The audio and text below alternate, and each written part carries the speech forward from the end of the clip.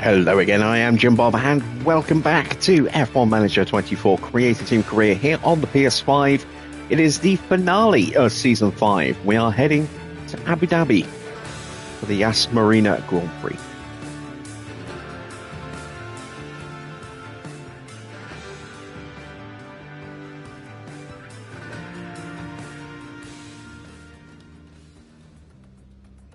And once we've completed tonight's race, we will then work our way through the final part of the month to get to December 31st.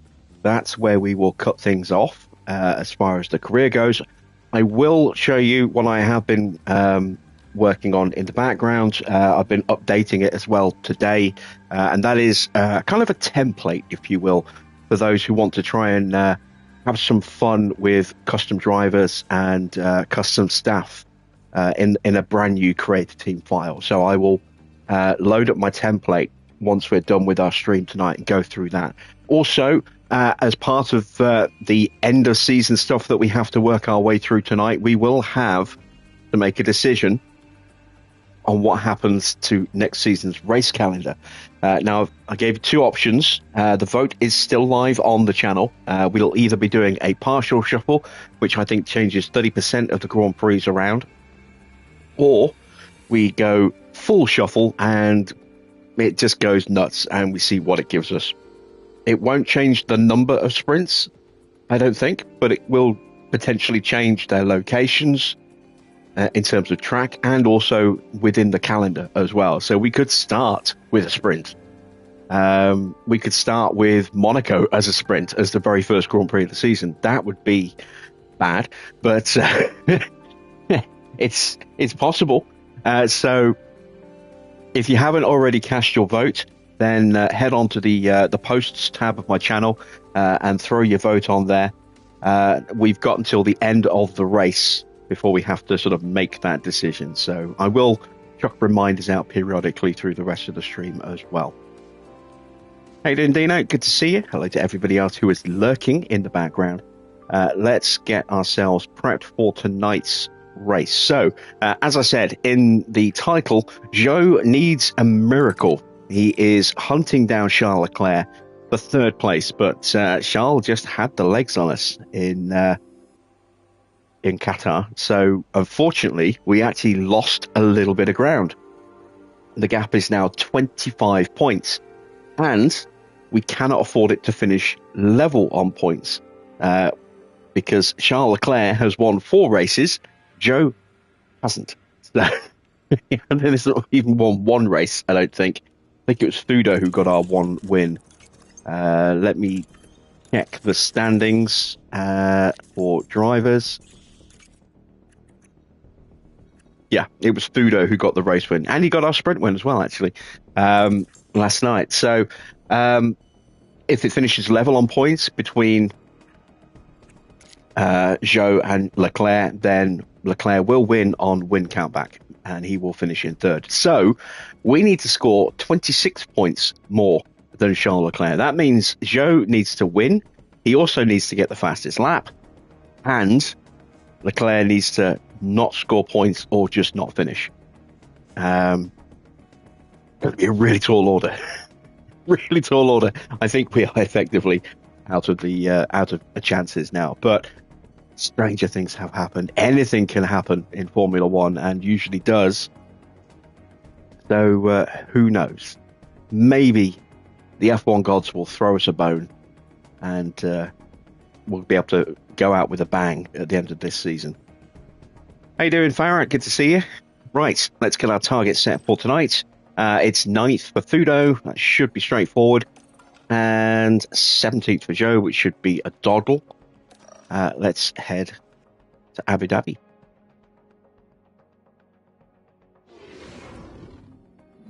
The season draws to a close here with the Abu Dhabi Grand Prix.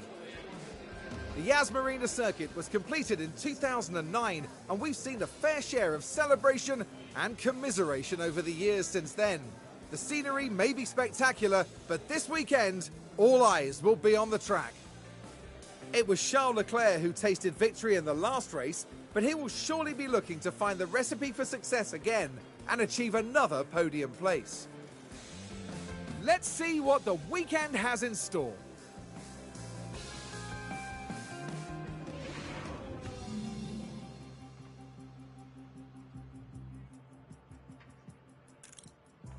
Okay, so looks like it'll be quite warm for Abu Dhabi in the middle of the night this year. 26 degrees on race day. Let's get our cars prepped. We are going to put Mini in the car one last time. So, let's see. Do I want to mess around swapping out car parts? Well, let's see. The engine's at 68%. So, yeah. Let's swap out the engine. We'll leave everything else in the car. That's fine. Abu Dhabi, I think, is normally about 18 laps. So let's go with 25 laps of fuel just to make sure we have enough to get to the 100% for Gabriele Mini. Let's move over to Zhou. He has slightly more power left in his engine. It's at 69%. So we'll go with that one there for now. Again, we'll leave the other ERS and gearbox in. They will be fine. And we have spares that will be fine for a race if we need them as well.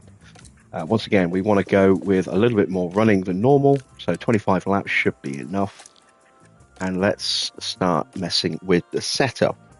This is a really strange circuit when it comes to setups. They can be all over the place. So I'm just going to leave them as they are. And then we'll make our way after the first run. Okay, green light.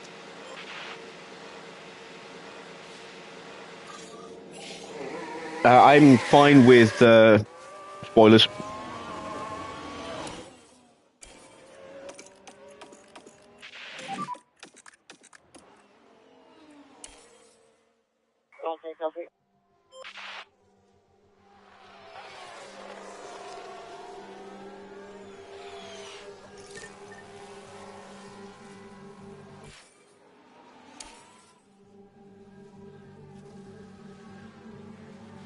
I mean, he's actually slightly quicker than Zhou. Well, he was. He just got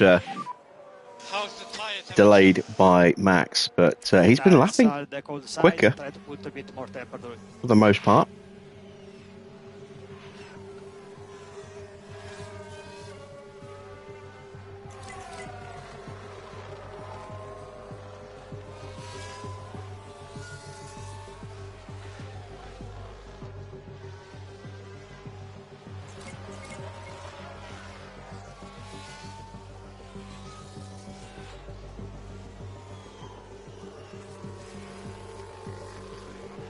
You hear the odd strange slurpy noise or just periods of silence. Forgot to eat today, so I'm having a big old bowl of chicken soup right now, just to give me some sustenance.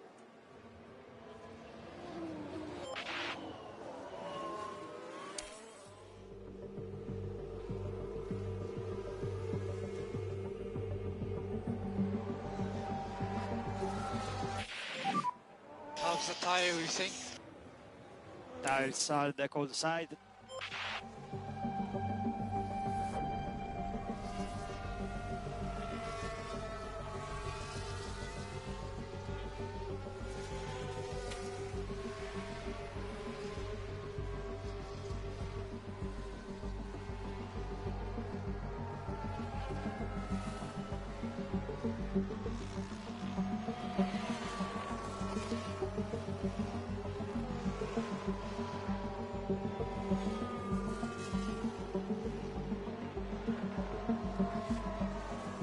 Take a look at those setups. 85%, 83%. That's not bad considering we did absolutely nothing.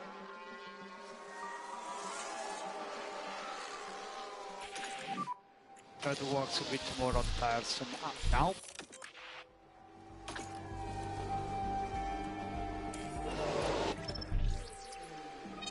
All right, so which way do I go with the wing? I think I'll go with the 12. I might drop the front wing slightly.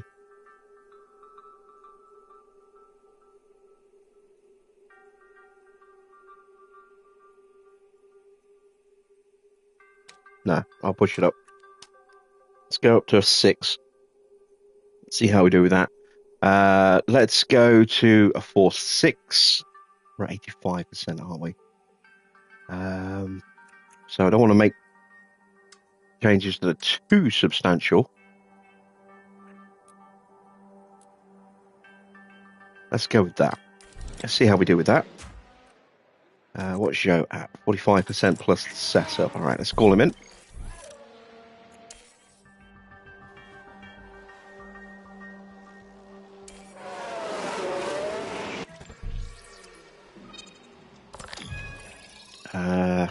This could go either way as well. I'll go with the 4.6 again. Push this up. That actually looks pretty damn good. So we'll go with that.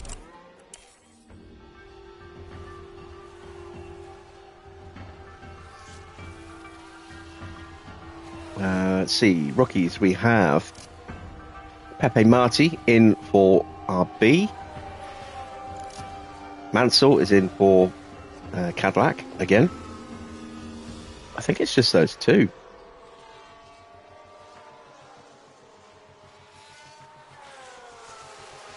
Yeah, it is. Just those two, plus Mini.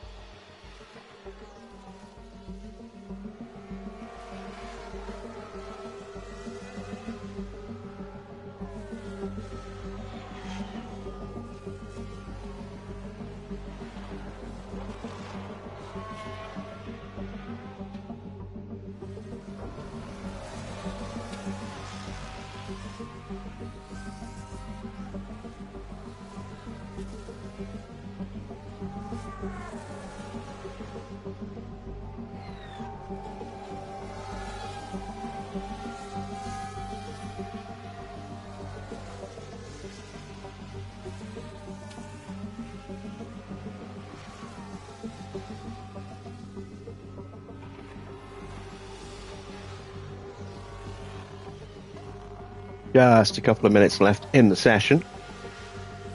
Well, less than that now. There we go.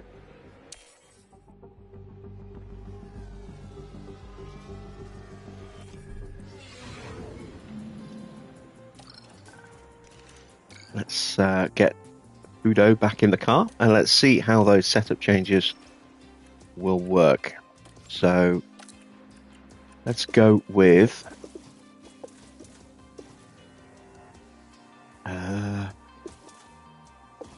25 laps. I'm hopeful that will be enough. Just going to go with 20 laps for Zhou. Might not even need to go the full 20.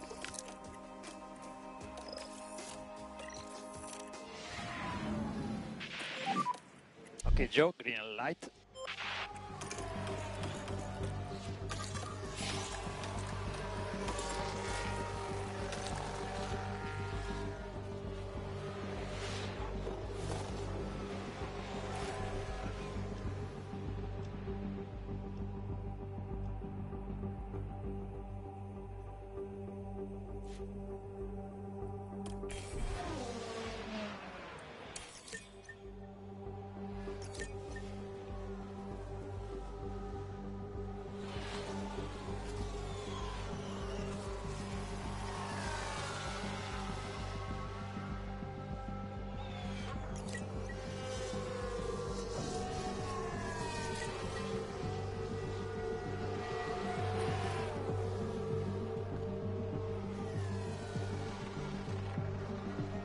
I don't often have soup, but I keep a few cans kept aside as emergency food.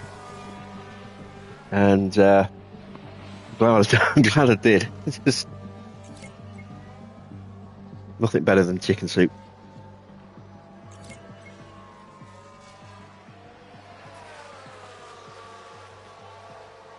I realised what the time was like. No, I should probably have some noodles. I don't have time to make noodles. With this balance at the minute. Okay, Joe. Soup. quicker and easier.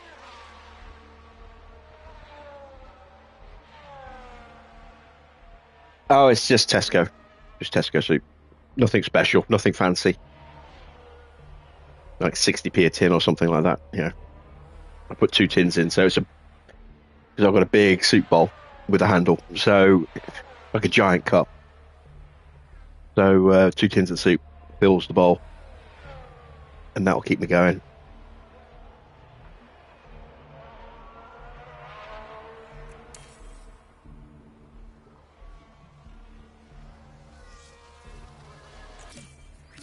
Oh, we have made a mistake with Fudo. Made a big mistake with Fudo's car. Let's get him in straight away. We got a little bit closer with Zhou. Not as close as I would have liked. Evening, Army. Cat is playing up again.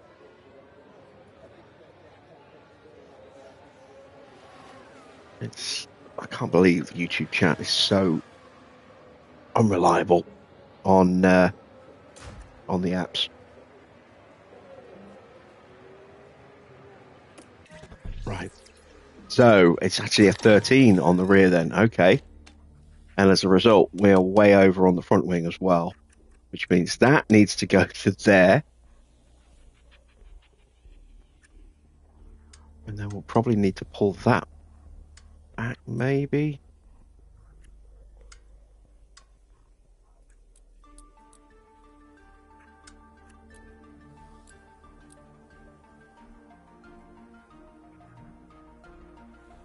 Let's give that a go. I'm not 100% convinced that'll do it, but we'll try.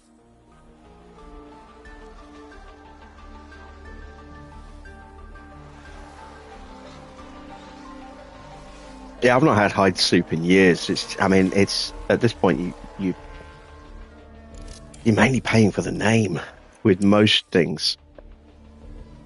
There is, to a degree, some discernible difference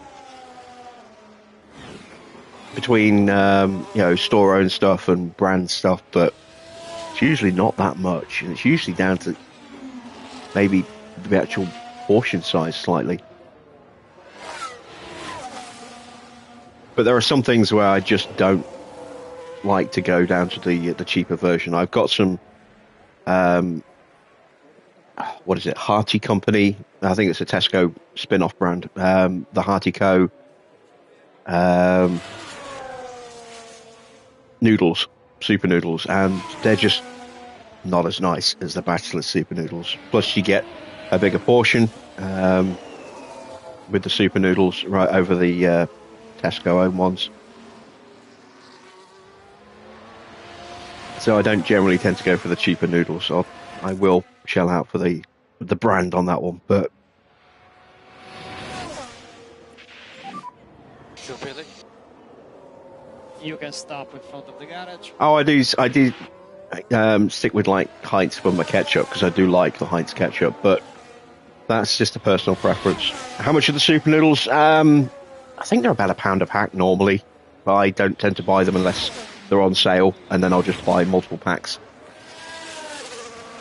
Yeah, they have a decent life. There's no immediate rush to, I must eat all of these immediately kind of thing. This could go out to a 3.7, or it could go back to a 5.5.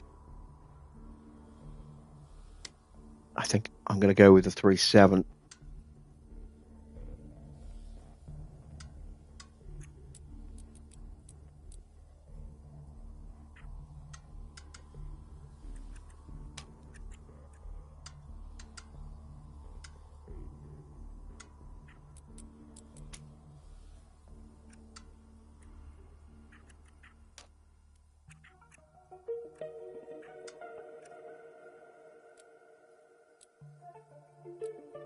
Let's give that a go.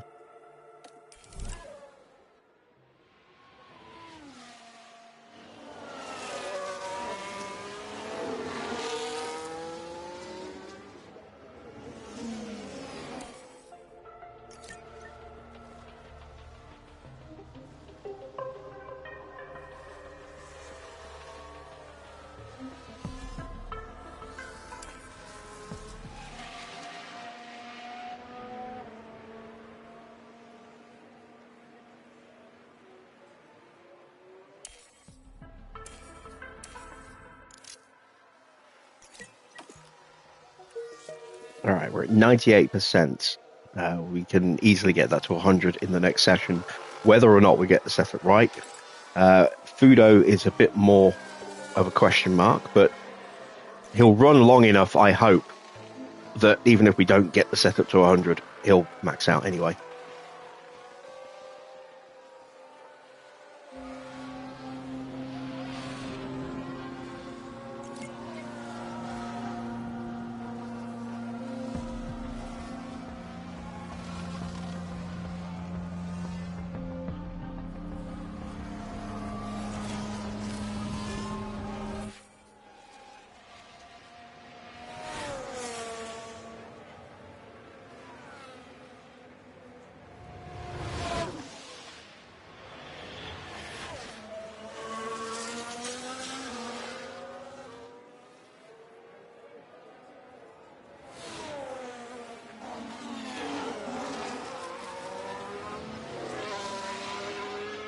Evening, Comet.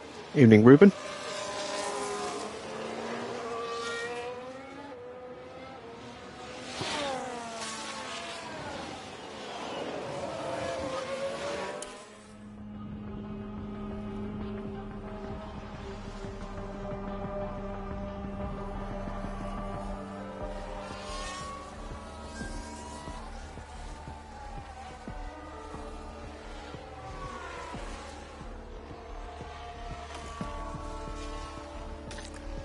All right, we've got his setup up to 95. Oh, should have left him out there. Never mind.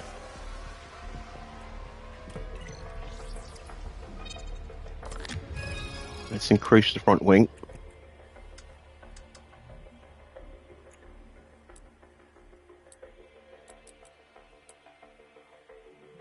And let's see if that is enough of a change.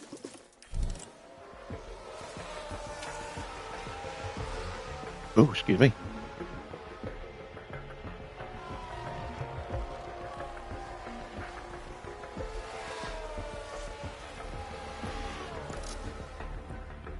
Right, it's the end of practice 2.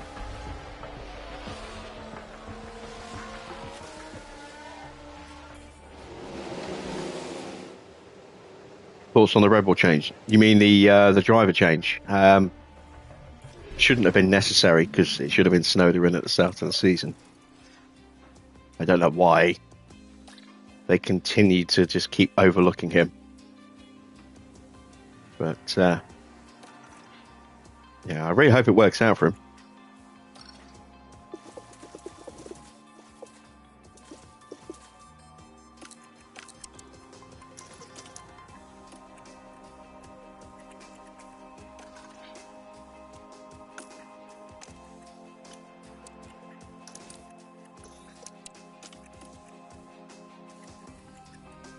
I don't need all that fuel. 20 laps at most. Probably won't even need the full 20.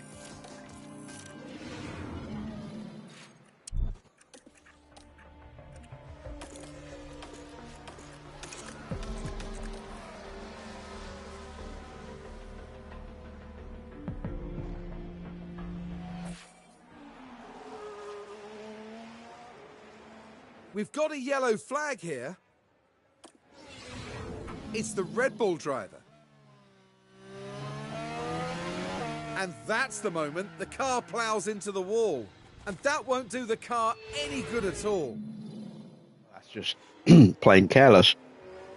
I suppose that's what we've come to expect from Mr. Nagel, who will not be on the grid next year, I hope.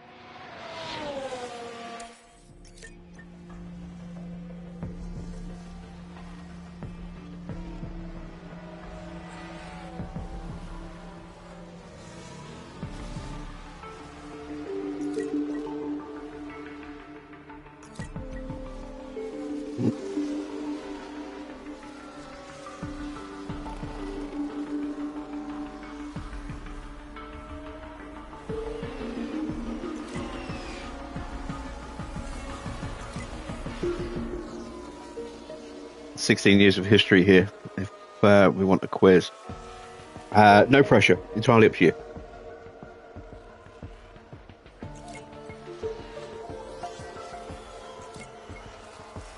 Most of the races have been pretty forgettable, so I don't know how well I'll do.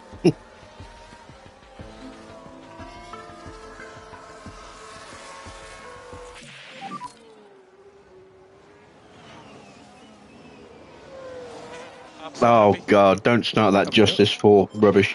I had to go through all that with Justice for Petit, now it's Justice for Nagel.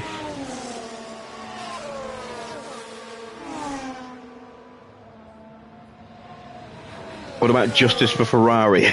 Justice for RB? Or Red Bull? Bet you never thought you'd hear me say that.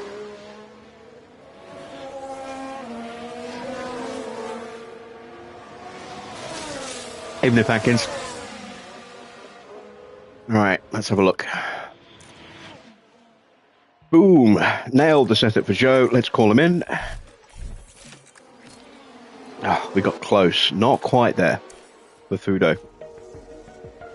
But we did gain an extra 1%.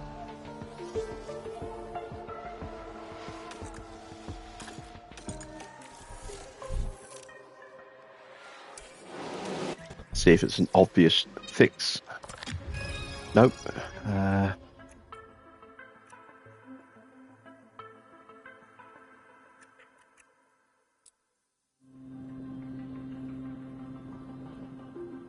I'm just going to go with that.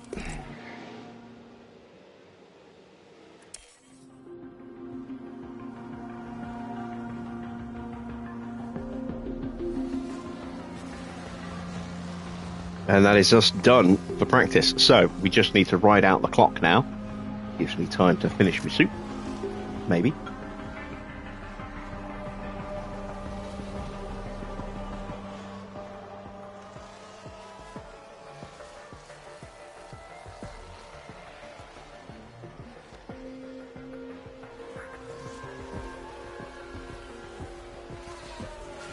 It's not the friendliest of meals when you have a beard and moustache.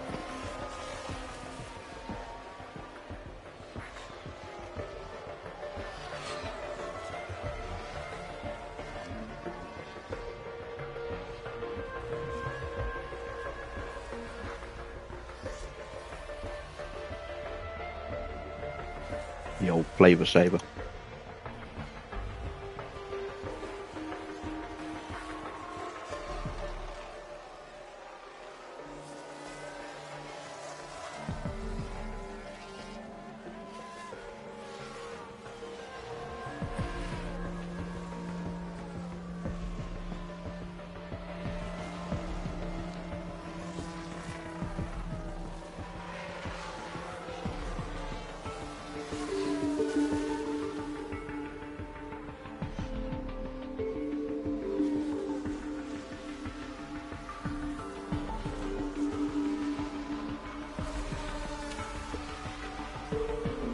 A reminder for those of you who've just joined, the vote to determine whether we do a partial or full shuffle of the race calendar for next season is still up on the channel, on the posts tab, formerly the community tab.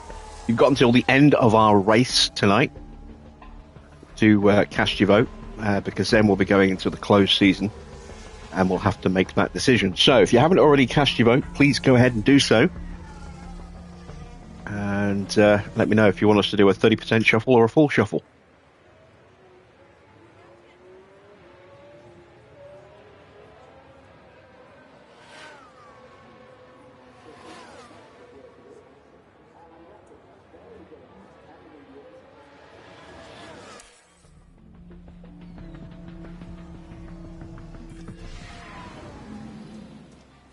All right, we have a damaged part for Ocon.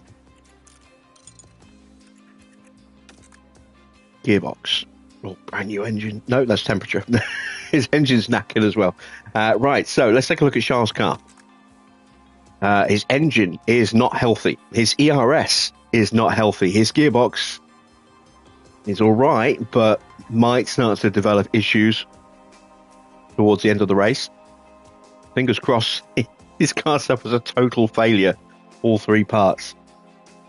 And then it's down to Porsche, whose car is in excellent shape for this stage of the season, and the Cadillacs, I think, and maybe even the RBs. So Antonelli's got that new gearbox in his car from last night. His engine's okay. ERS is fine. Piastri, pretty similar situation. New gearbox tonight. Let's take a look at Stroll. Stroll's in pretty decent shape, although he might maybe develop some battery issues later. Oh God, Tsunoda's got a brand new engine. Oh, he's going to be quick.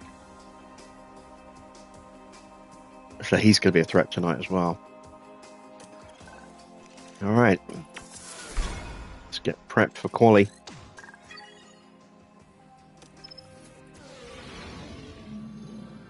Hello and welcome to the much anticipated qualifying session.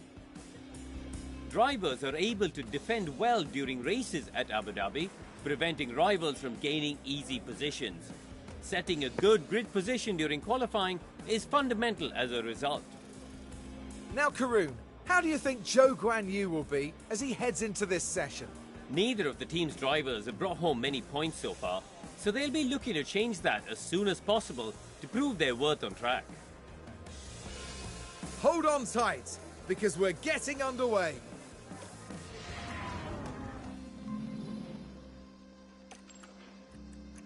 All right, we need to swap out the engine. That is the best we have. I can't complain too much. It's better than quite a few of the cars we've got. There we go.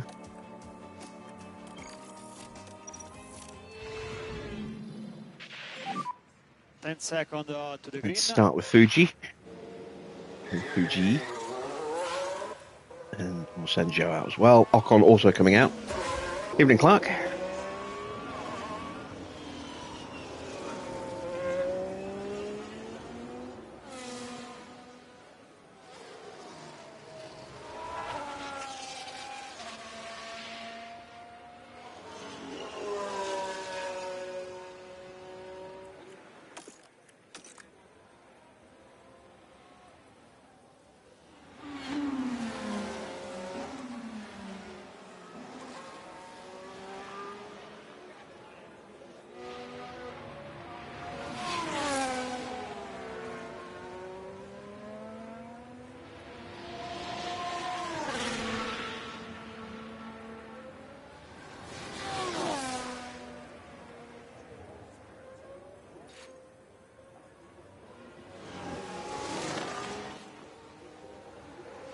And Adrian's here as well. Evening, Adrian.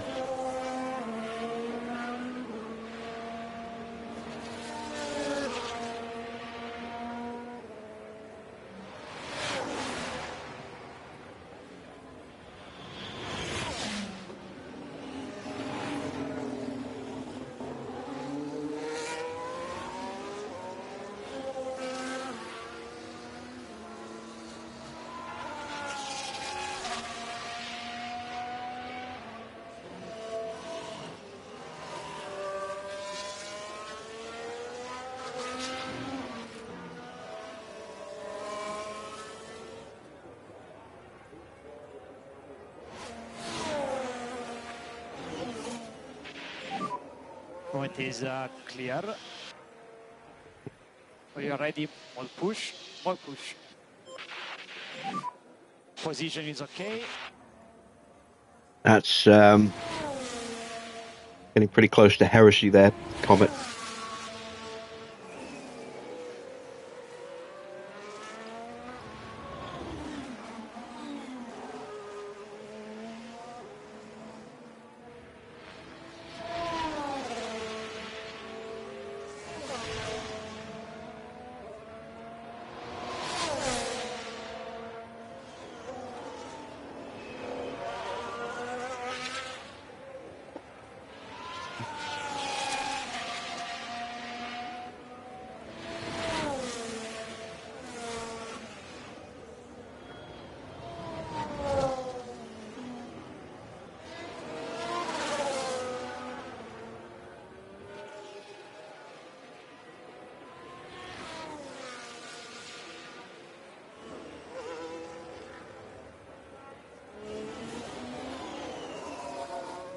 They only need a car that's 16 seconds faster than the rest of the grid and they'll win. Oh, well. If that's all they need.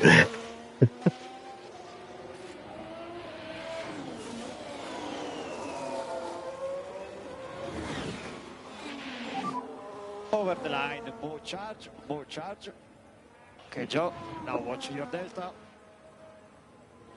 Try to push a bit more into the lap. Right, so 120.7, Zhou's opening gambit there.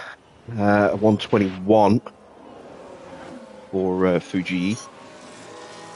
And I have finally finished my soup. Ah, that feels good.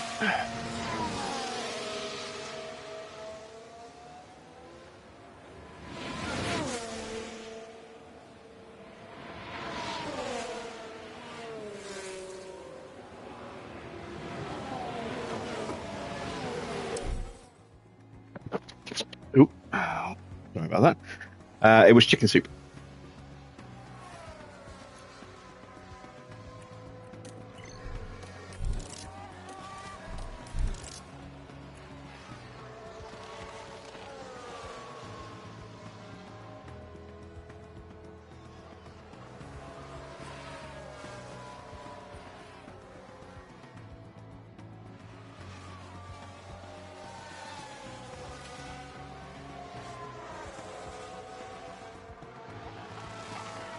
I'm pretty confident that we're safe, so I'm not going to go out again.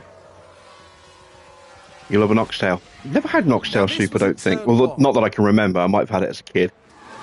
Probably gone. Bleh. Oh, there's contact with the barrier. Stuffle in the barriers once again. That's a red flag. The Grand Prix, I wonder. The team glued to the monitors and watching Alpine have another season of that. Away.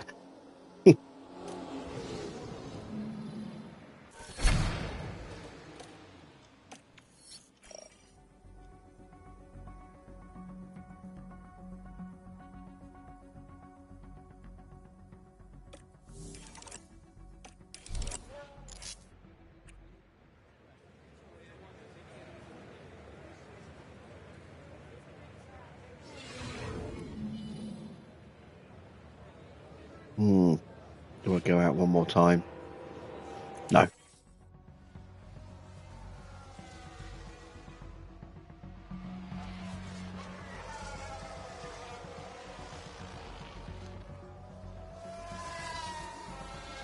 Oh, Fuji is dropping.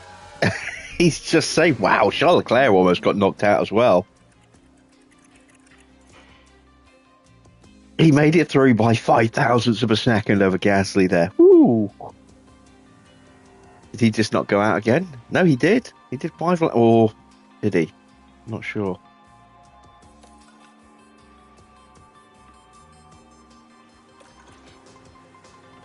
Either way, we are through, and we only went out with one tyre use, so they're in really good shape to start this session.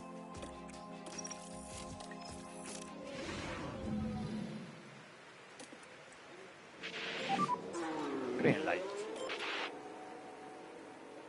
Out goes Albon. Then Fuji.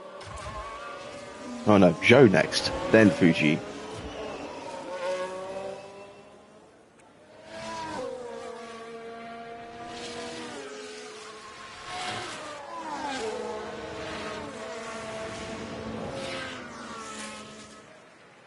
Yeah, I've got a few different soups to try. Haven't got an oxtail. I've got like a pea and lentil one, I think, which will be the next one I give a go.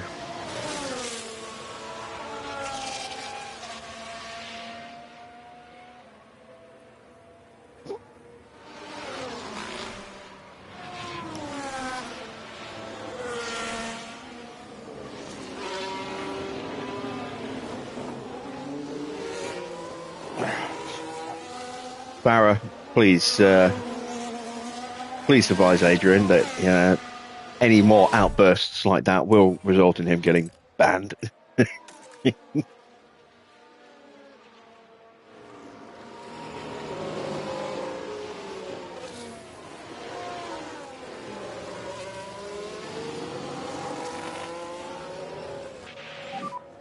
gap for the car ahead is okay. More push, more push. All right, here we go then. Flying lap. In with a chance of getting a good slipstream as well, so we might be able to get through with just this run.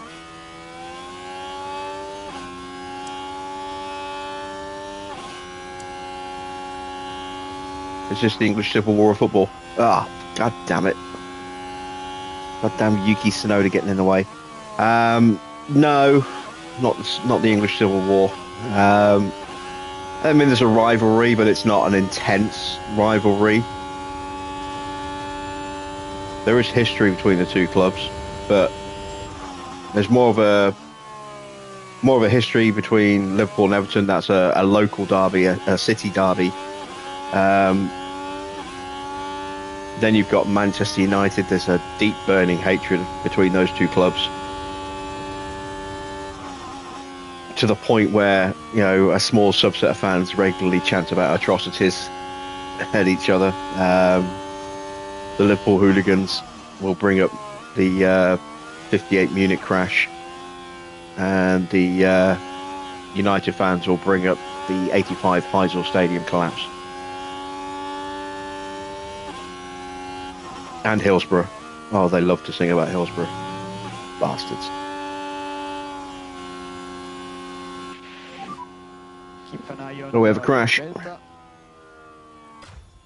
charge and box is up. Copy.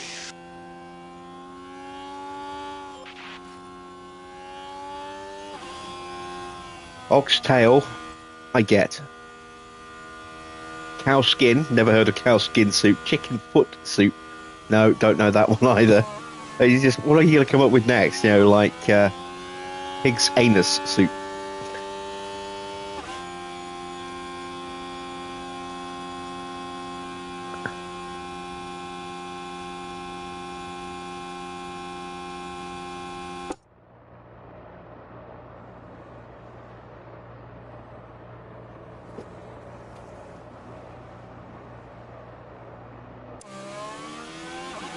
Not great lap times. Could have been better.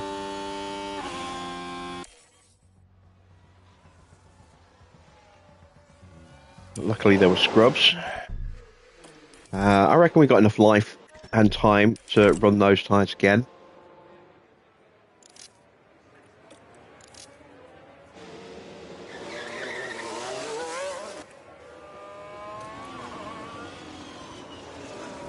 Yeah, I don't think my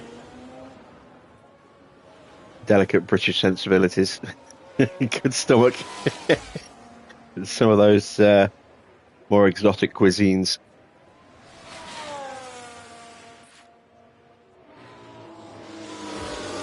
I'm quite a fussy eater as well. I know what I like, and you know, it's whatever I like is what I like, and if I don't like it, I'll never have it again, ever.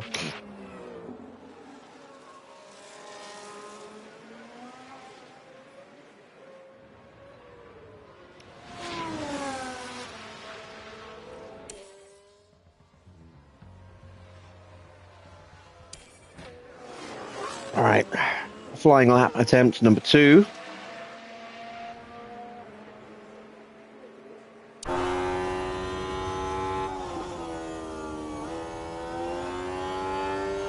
Iwasa in front of me, or is it Valtteri? It's Iwasa.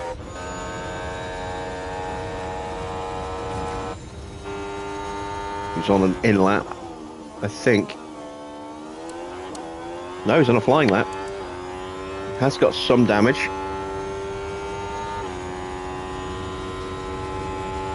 But he won't get in the way.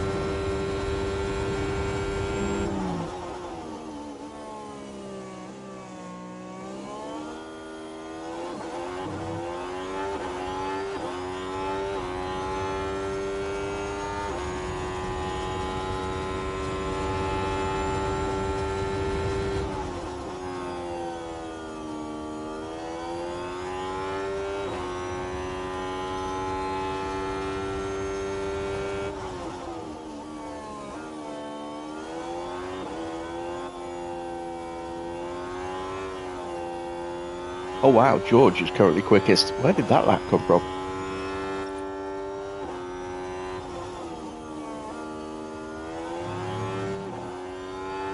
All right, Fuji improves to 9th.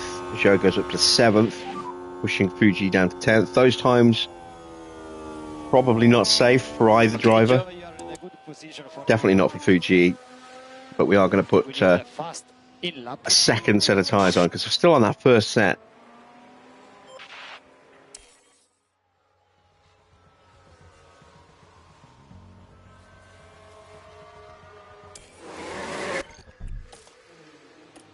And we have stripped away all the life, competitive life out of those tyres. There we go. Right, I want to take a look at what the fault is with Iwasa. Ocon is fine now. Thought he had some damage earlier. Iwasa must be floor damage or wing damage. In the garage, so I can't check.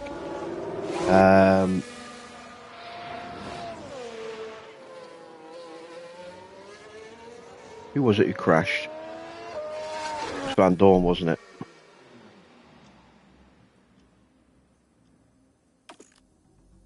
He's not running in this session, so I can't check his car.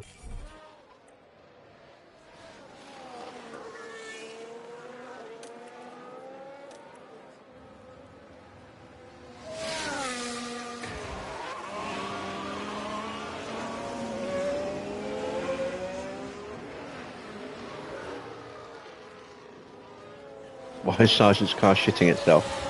Is it?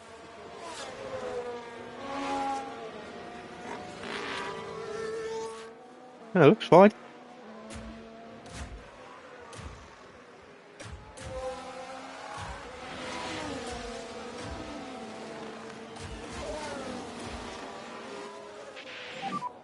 Try to weave a bit now. Copy.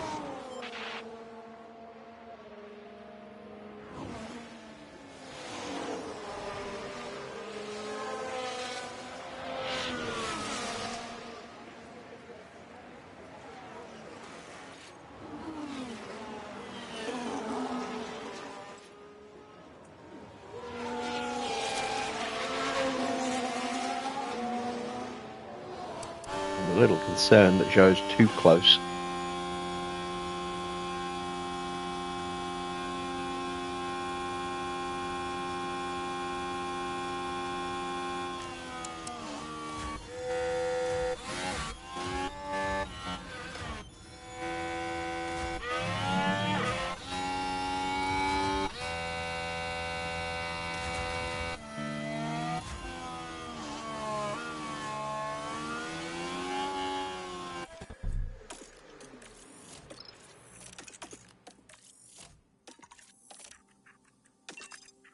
Let's try and open that gap up a little bit.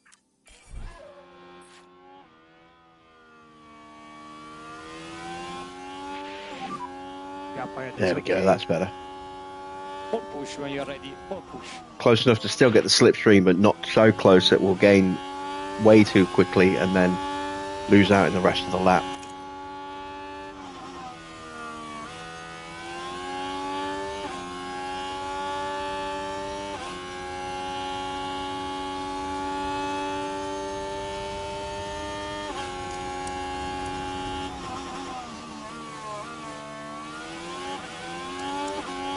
So, Sargent and Lawson are out. Albon, Bottas and Iwasa all trying to improve. Max in a precarious position. Fuji has matched his best in the first sector. That's why it's not showing a colour for sector 1. Purple for Zhou.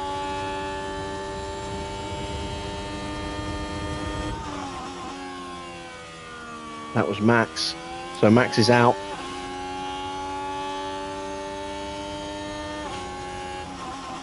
Lawson, Sargent, Max, the 3 that are definitely out.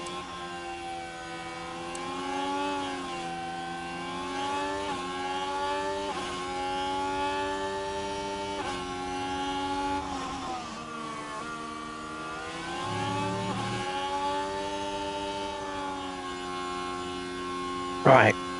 Please, somebody knock out Charles. Oh, so close. Charles just scrapes through again. Oh, no, wait. Norris is still on the flyer. Come on, Lando. Come on, Lando.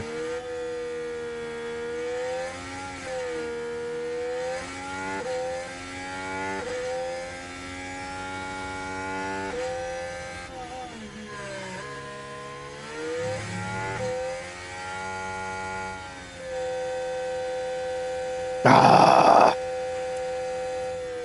damn it. So Leclerc has made the top 10. Evening, Jack. On pole? No, that's just Q2.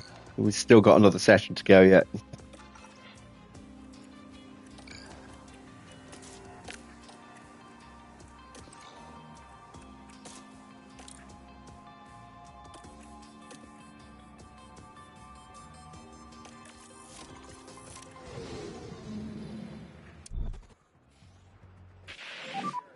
Okay, green light.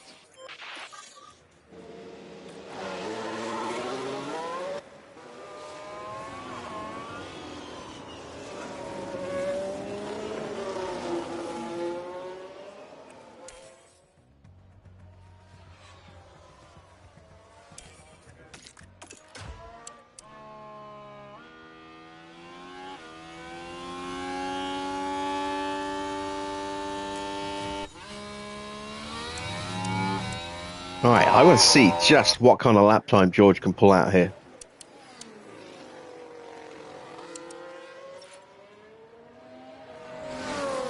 Because until we did our slipstream lap at the end, he was quickest in the first, in Q2. And I want to know if that's an anomaly or not. At the moment, all clear.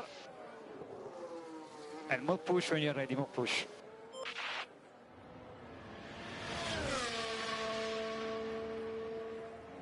World Championship has not been decided yet.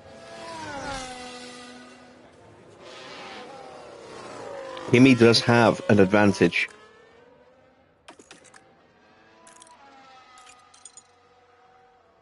There you see, he is 9 points clear at the top. So if Kimi wins, he's world champion. If Kimi finishes second, he's world champion, regardless of where Piastri finishes.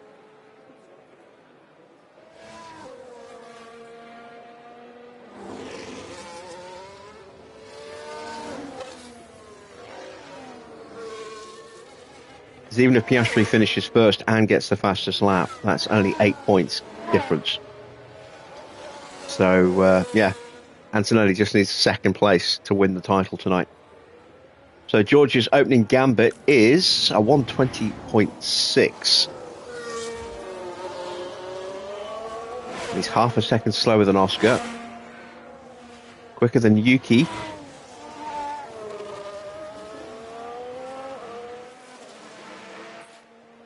Stroll goes up to fourth. Zhou is second. Try to push during the in lap. Copy. And Leclerc's going to get a pretty clear run here. Don't think he'll have been held up just there.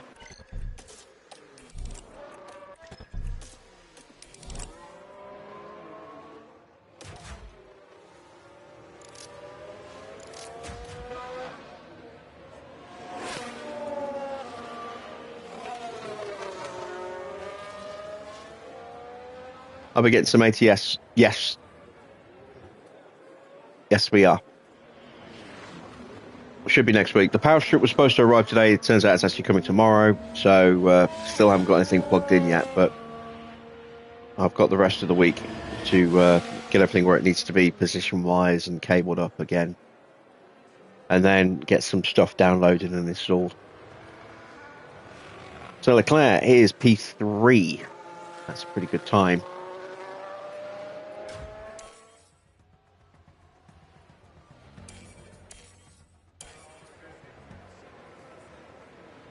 Albon's in the top 10 as well. I didn't even realise that both Astons have made it through into the top 10 shootout. To see Leclerc heading back to the garage there in front of us.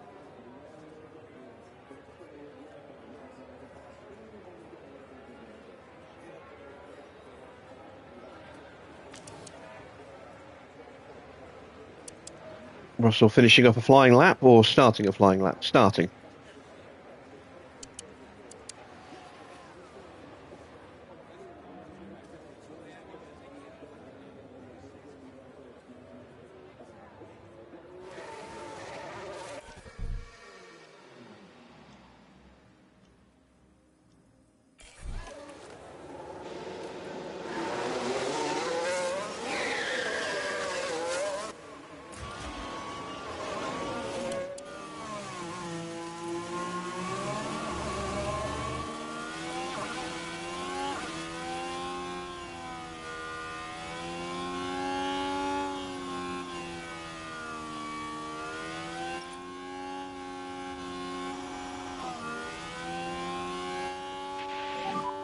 Keep working on tires, mainly the front at the moment.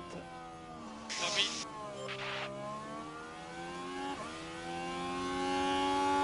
Well, just had an email through from Sony. We're giving you those 5 days now from earlier in the year.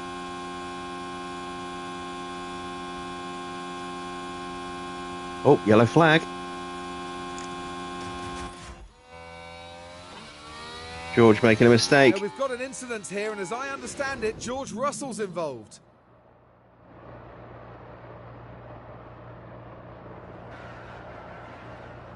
And that's ruined his chance of improving. That was his flying lap. He won't have time to get back out again now.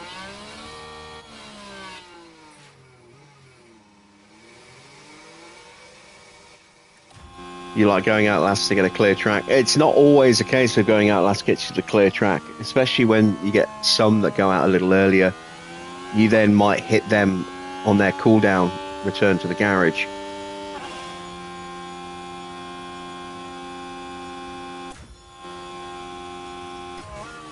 I am too close. Hopefully I can get an overtake in though. Tires okay. Point is clear. Okay, when you are ready, you can go to one push, one push.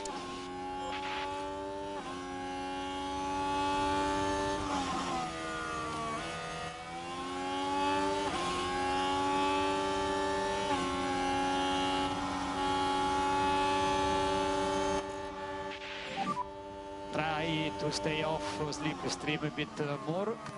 Copy.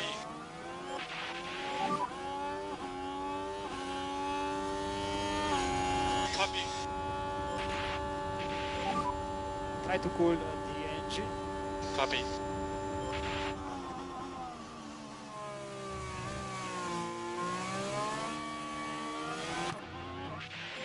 Damn it, now I'm getting held up.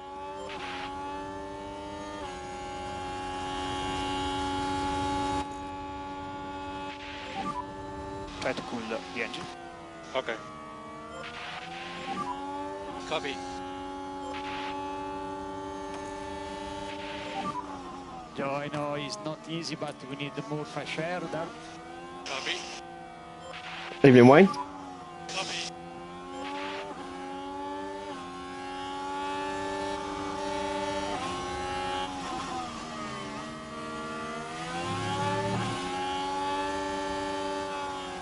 So no improvement for Zhou. Fuji does move up by 1/10 of a second and a place. Leclerc on a flyer. Antonelli and Piastri go top and second. Everyone else gets shuffled down.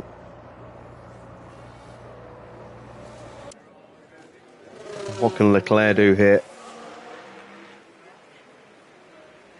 And he goes top with a 1:19.8. Wow. That's, again, some serious pace in that car. But it is precariously close to developing all sorts of faults. As you can see, 28% engine, 25% ERS. That gearbox might develop an issue during the race as well. So hopefully things go horribly, horribly wrong for Charles and fantastically for Zhou.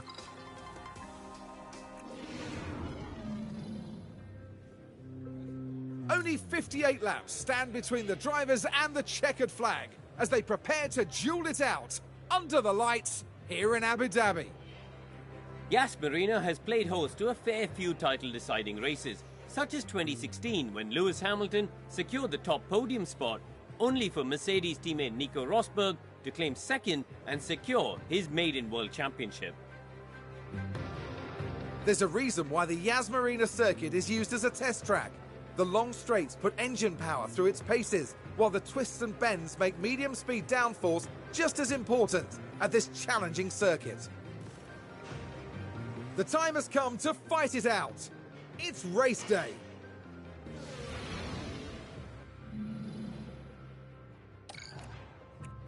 All right. Let's take a look, shall we?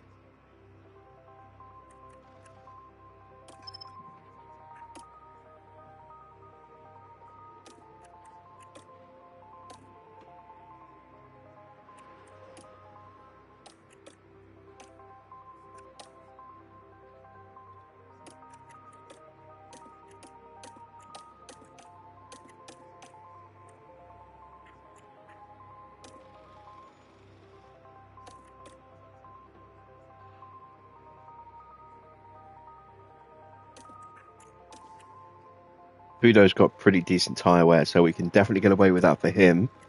Might be a little trickier for Zhou.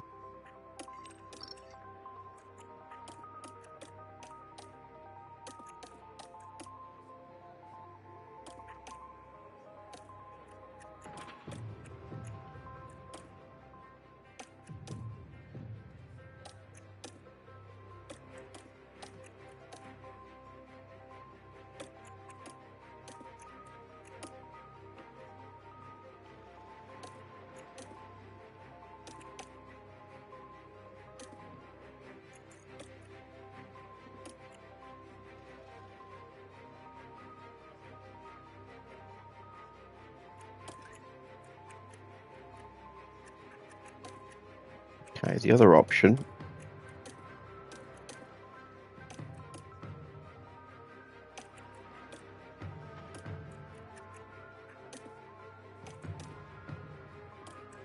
Maybe doing that.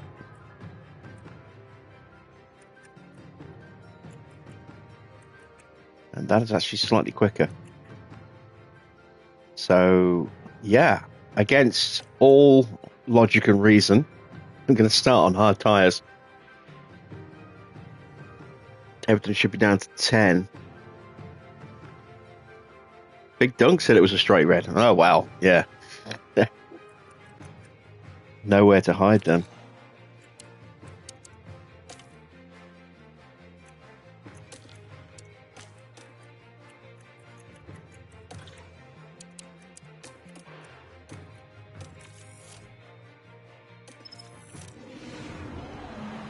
Final checks are being carried out by the teams, and it won't be long until we get this race underway.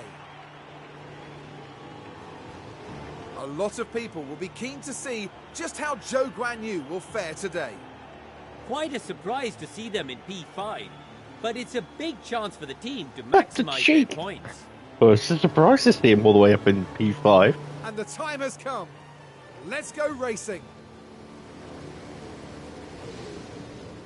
Anything could happen. It's the Abu Dhabi Grand Prix. And it's lights out, and away we go.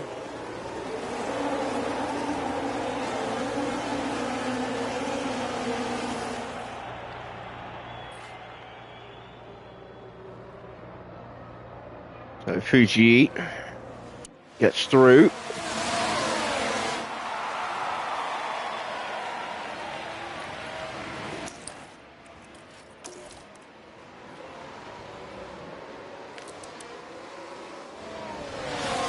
It's a mixture of hards and mediums at the front.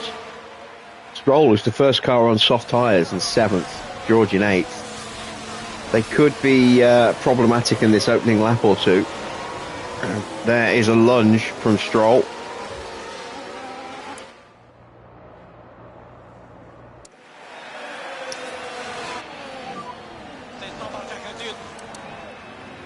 to recover your previous rhythm that was looking fine.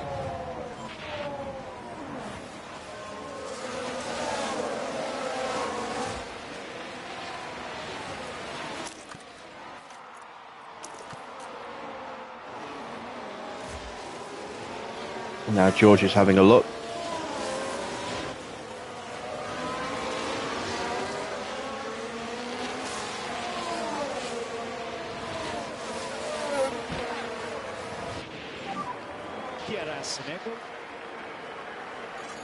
They really are pushing the pace at the front. And that's a yellow flag. Carlos Sainz. Russell behind.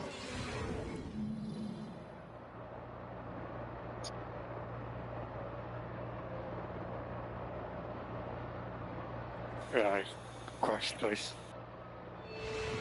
Yeah, you did. Careless. Right, Fuji's already 2 seconds behind. Just about stays ahead of Stroll. He's going to give it the DRS, so maybe Stroll can help pull us up to the front group.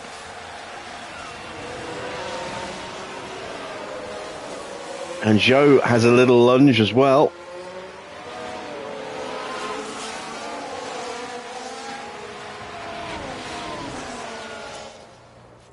And Zhou goes through.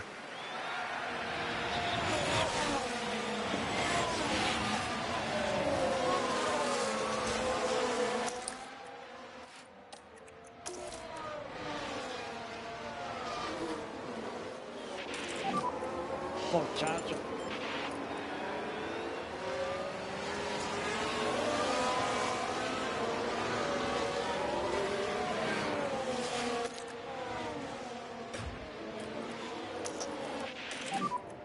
Overtake available.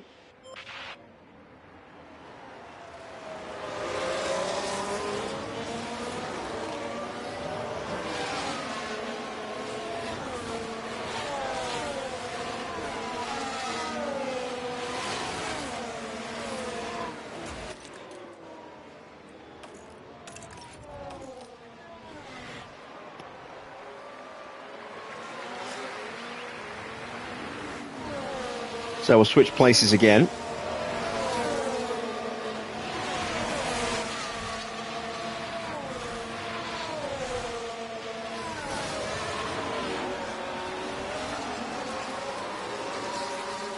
And hopefully that's got us back in DRS range. If it doesn't, we can always switch back again. We are back in DRS range, and Stroll has closed that gap down as well. So we have used his pace to catch back up to the front group, and we dropped Russell and Albon in the process.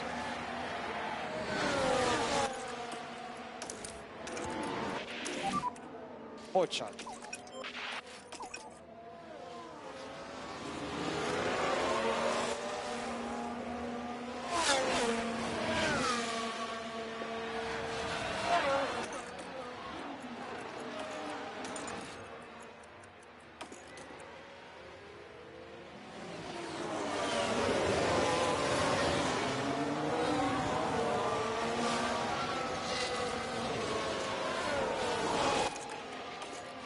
You still have some battery left as well. Overtake available. Let's see if we can punch our way through past Stroll and get on to Teo.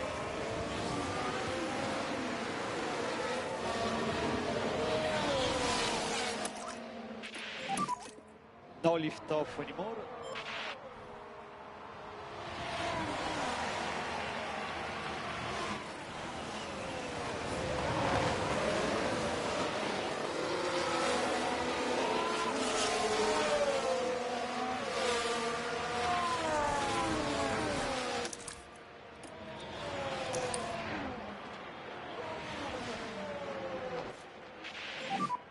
Okay, Joe, you can move charge. Gap's 2 seconds. So as things currently stand, Leclerc is going to finish third in the driver's standings. Antonelli is going to be world champion.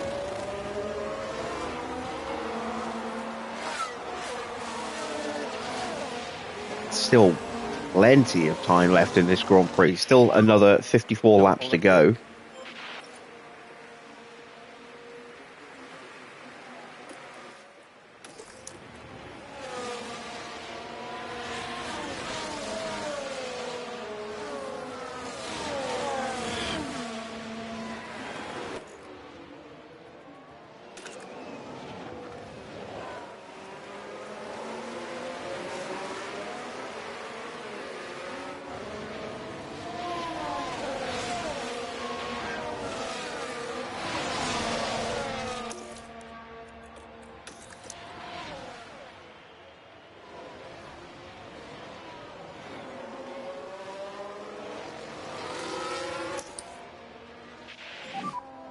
Okay, more charge, more charge.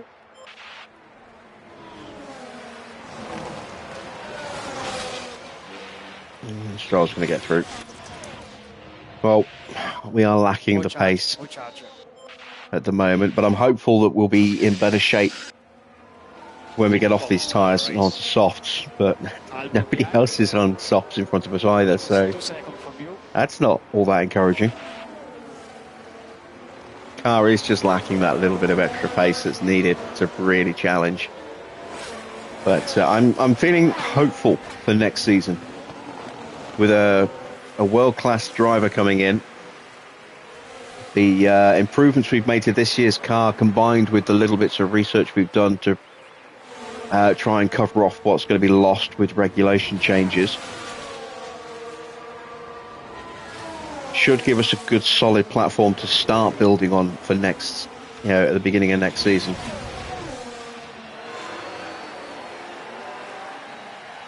I signed Kimi Antonelli. He will be joining, and it looks like he might be joining as world champion. Second place guarantees world championship for him, regardless of where Piastri finishes and whether he gets the fastest lap or not. Anything below that then becomes whether or not he finishes, where Piastri finishes. If he finishes ahead of Piastri anywhere, then he's world champion. And we need Leclerc to retire, Zhou to win and get the fastest lap, and we want to take third away from Charles. So that's looking highly unlikely.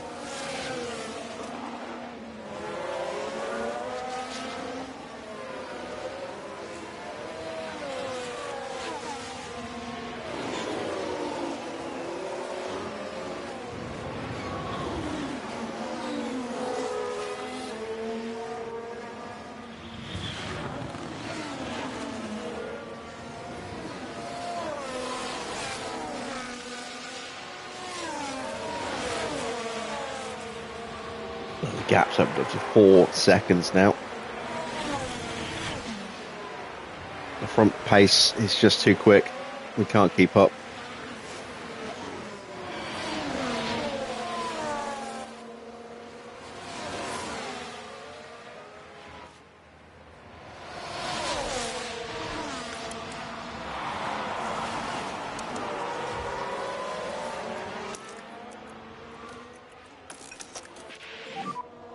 Use overtake. Yes. Come on, Jota. Good job, Joe. Piastri in front of you. Oh, Lawson's out. Or is he? No, it's just terminal front wing damage. And here we've got a yellow flag.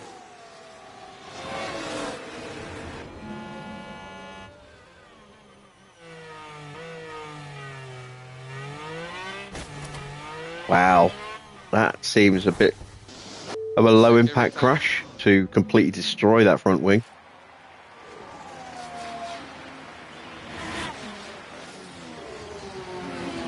Now, has he got another one?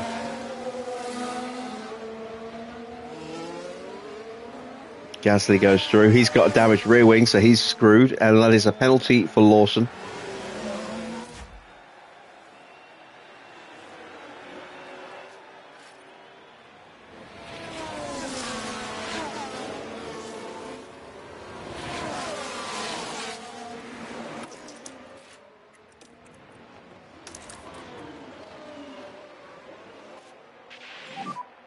Mode charge. Mode charge.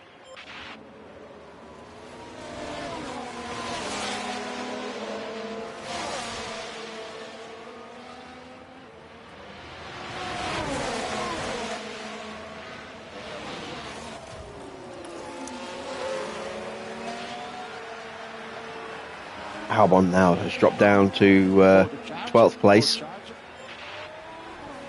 and has damage. Lawson has retired the car.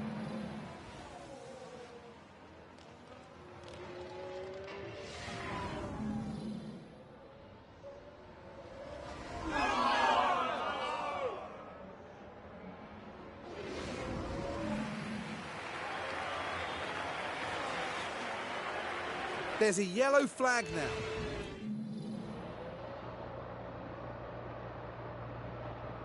Albon and Iwasa. Sorry, guys.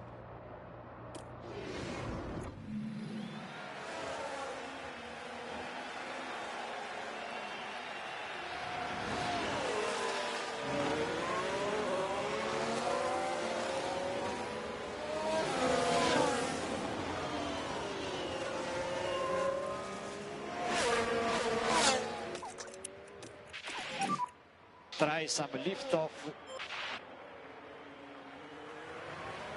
Leclerc's got a fault. Hopefully it's the first of many. Engine.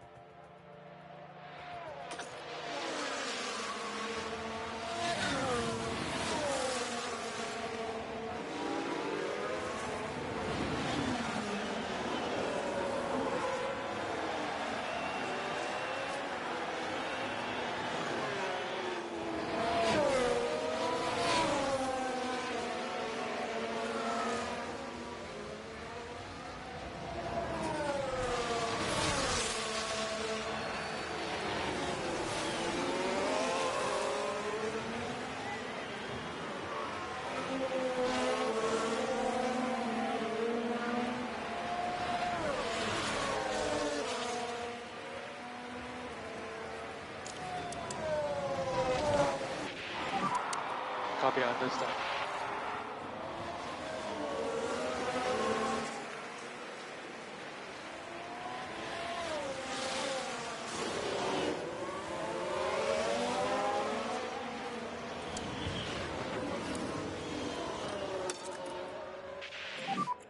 Try to cool down as much as possible. Let's take a little bit of temperature out of the tyres.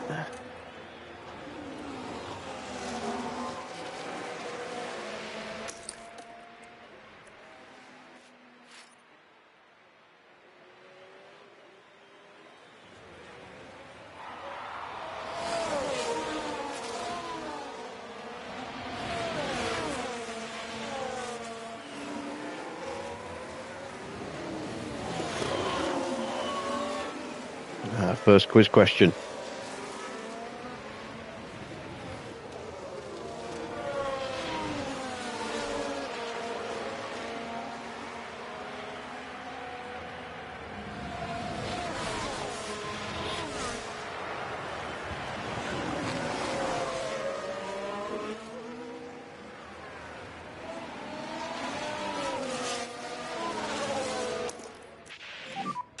Use overtake.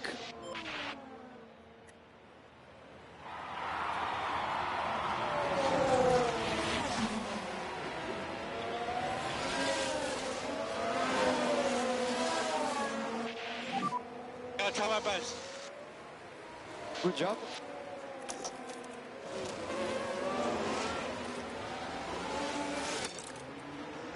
Who's won here more than any other driver?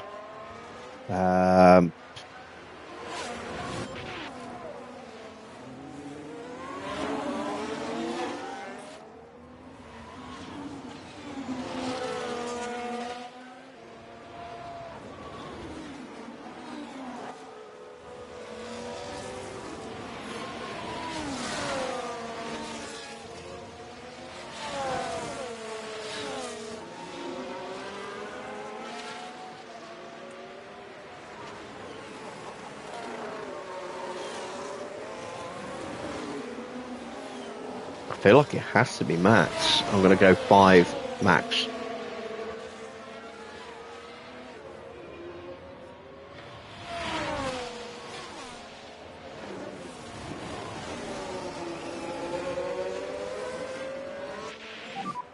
Not much I can do, to be honest. Keep focus on your race now.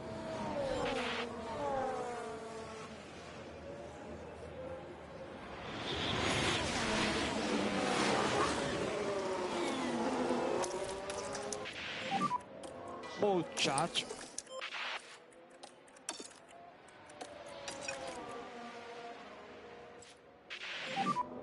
Try to cool down a bit more on your tires.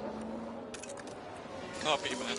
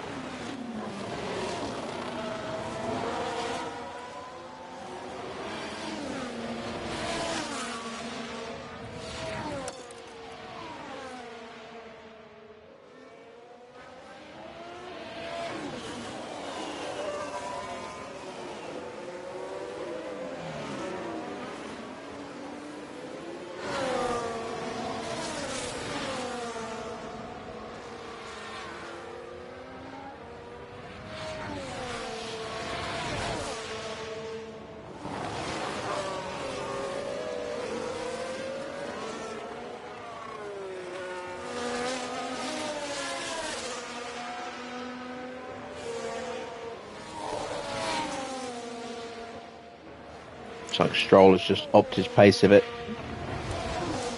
Getting ready to box Evening Esparza. I give it everything, man. Yeah, keep doing your best.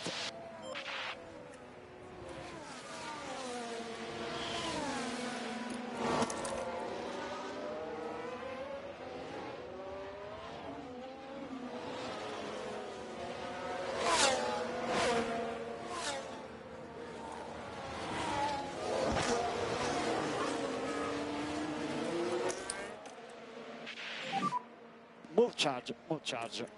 Copy.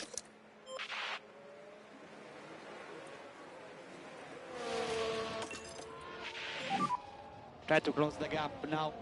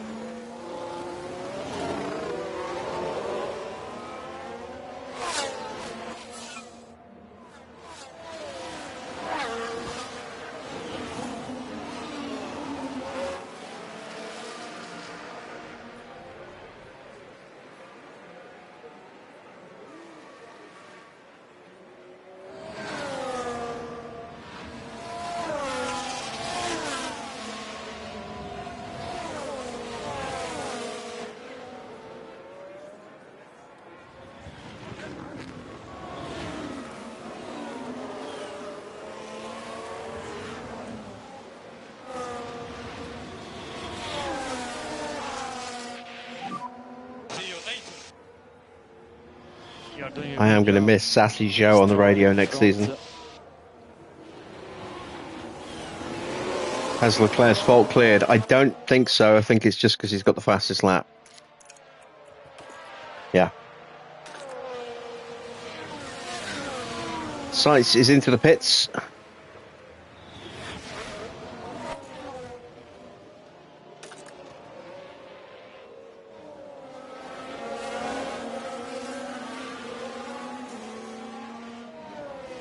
Stroll might be boxing this lap as well. May go one more. Tires update. Sliding a bit more. Who's my divers next year? I know you meant drivers.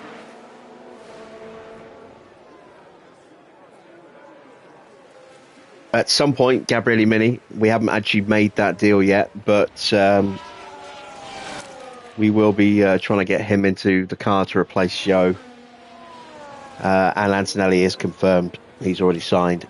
And Fuji has already signed for Sauber for next season. I want the all-Italian lineup. Yeah, bring on the answer. I'm just trying to think if it's Vettel. I know he was very quick around here.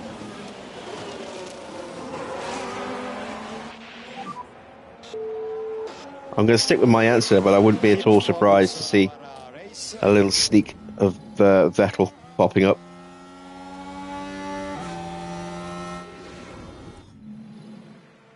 We've got a yellow flag here. Oh, Stroll has spun out. So he boxed and immediately spun out on those brand new tyres. I messed up.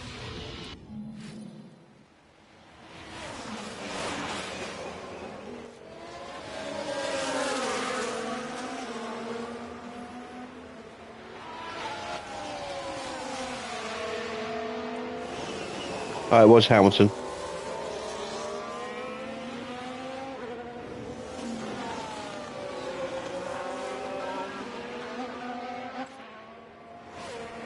'17 was that no, it wouldn't have been Leclerc.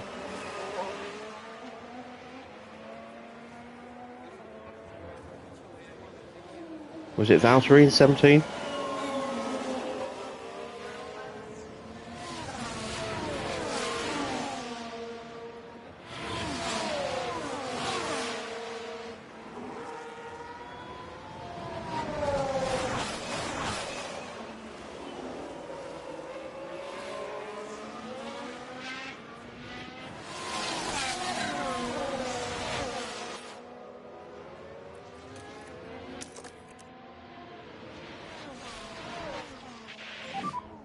Overtake available. Yeah, it was Valtteri, according to Jack.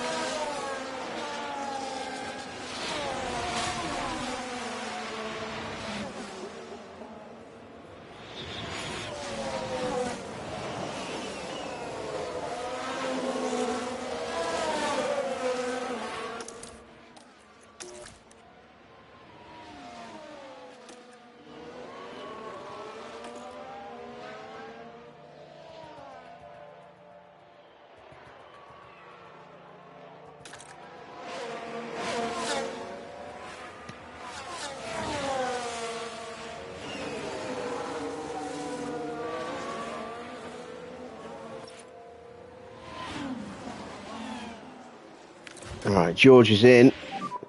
Our window is open. Done 16 laps on those soft tyres.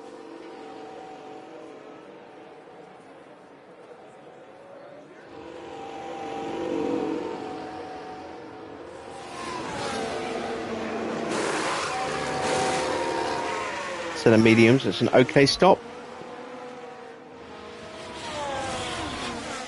Piastri is falling away quite dramatically.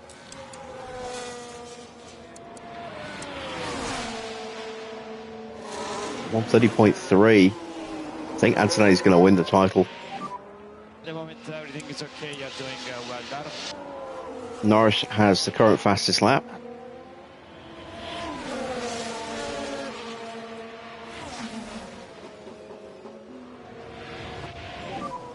I'll try, man. Do your best. And Charles is just imperious up front, despite having a dodgy engine.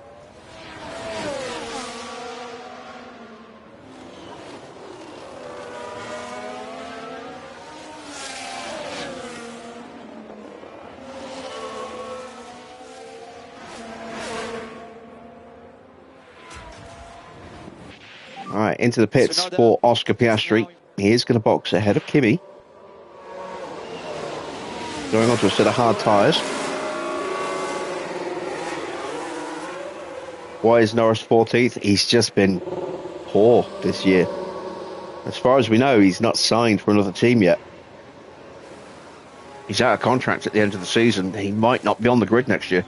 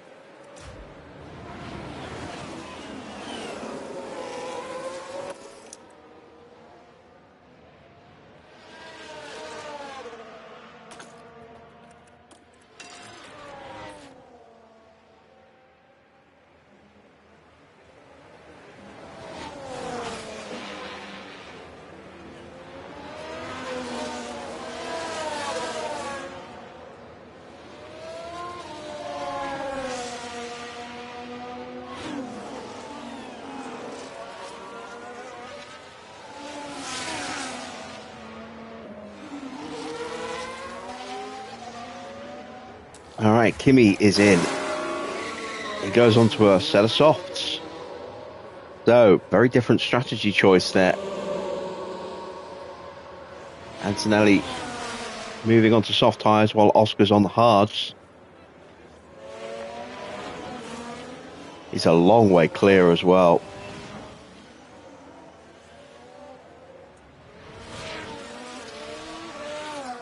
New fastest lap behind us, Lance Stroll.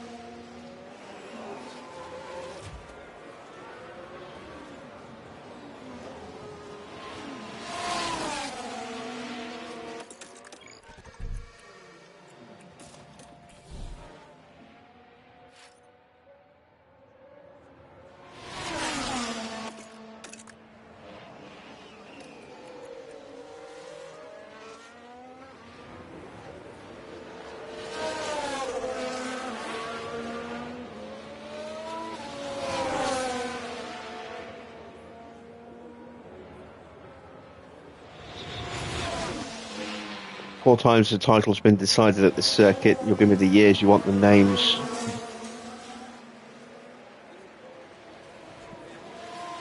And how many times they had won the championship at that point. Oh, okay. That's an interesting one. Teo is in.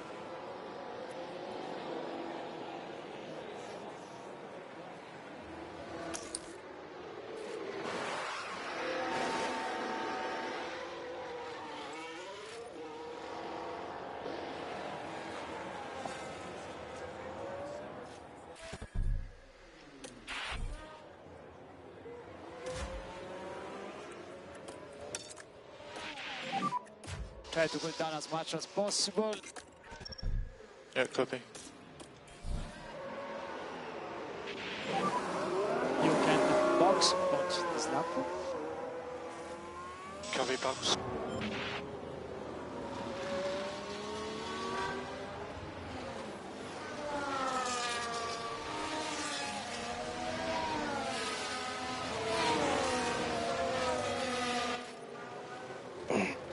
Well, I guess I never even got the chance to have a crack at that.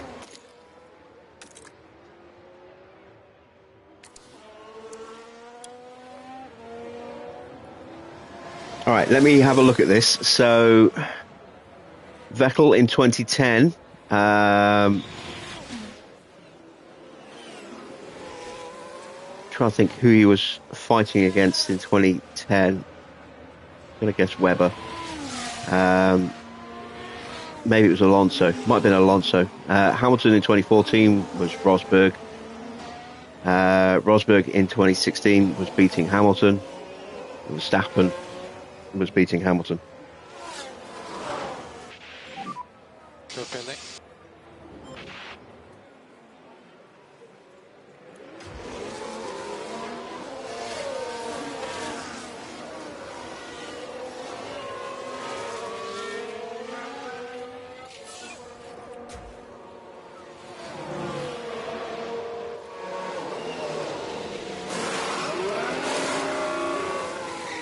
Not a great stop for Zhou, 2 seconds, and that fault for Piastri might have just sealed any chance he had of hanging on to his championship.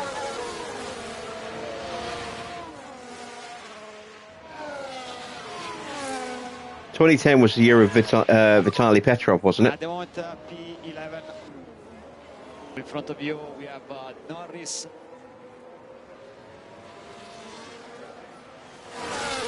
You have Verstappen behind. Or was that 2012? Yeah, 2010.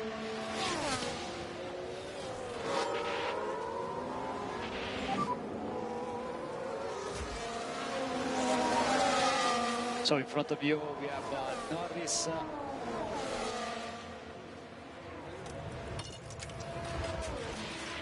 Verstappen behind. Is 1.5 from you.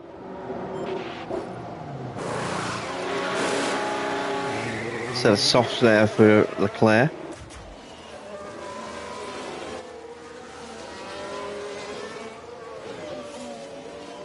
Yeah, and that Ferrari had no business being in the title fight that year either.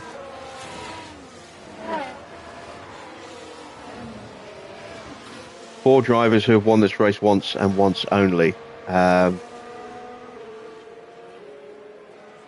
Max. No, not Max, sorry. Valtteri.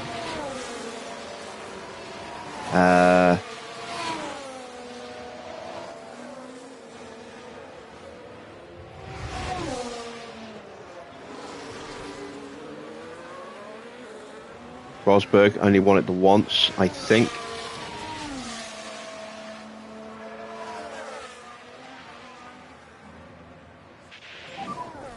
Not much I can do here. Norris would have been my third one, and no, Vettel won it more than once.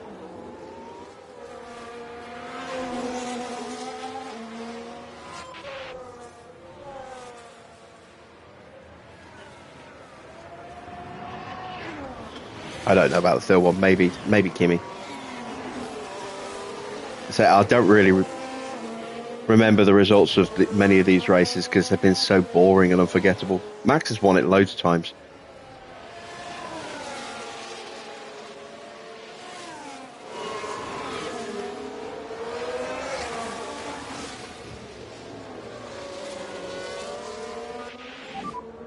Tires, okay. Copy.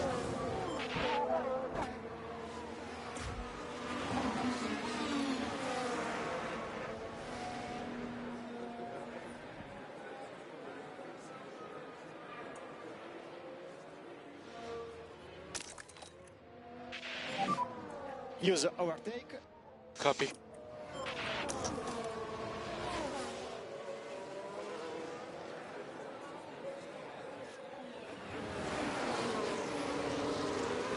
We've got Ario Sport Agenda in the chat tonight by the sound of it.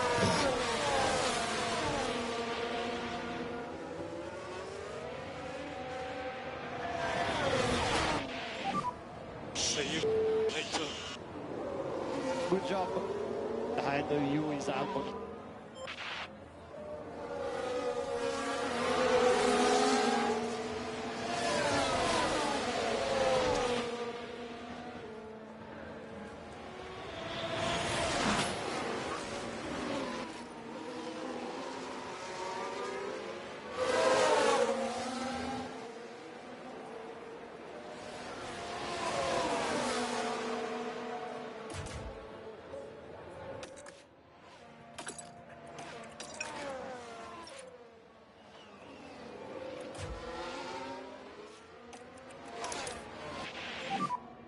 More charge, more charge. More charge, more charge.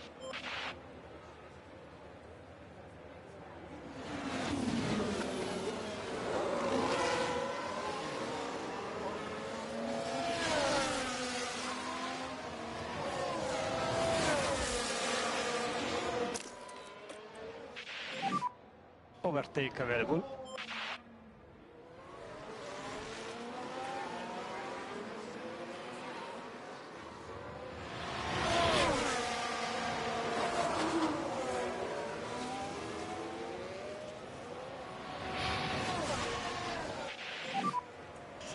finally got Zhou through. Up into ninth now. Bit of a gap to Russell, nearly 7 seconds. He's hanging on quite nicely to Fuji, annoyingly. No, Vettel won it. Alonso's only won 2 World Championships in 2005 and 2006. Europe has dominated podium places in this Grand Prix. Only 3 drivers from another continent have finished in the top 3. Names.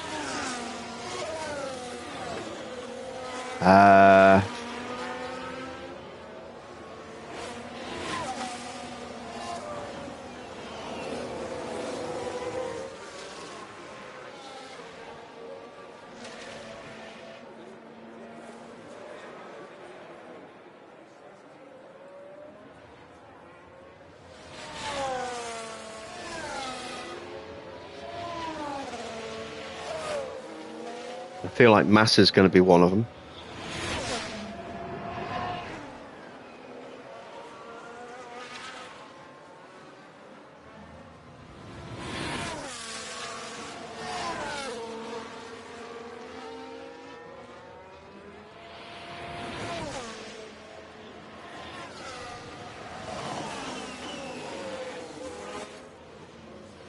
Maybe Rubens.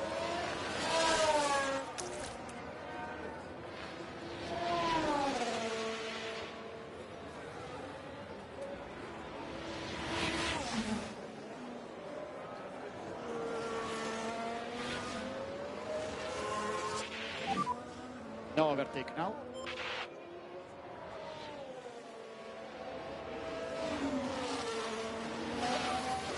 Did Oscar make the podium last season? I don't think he did.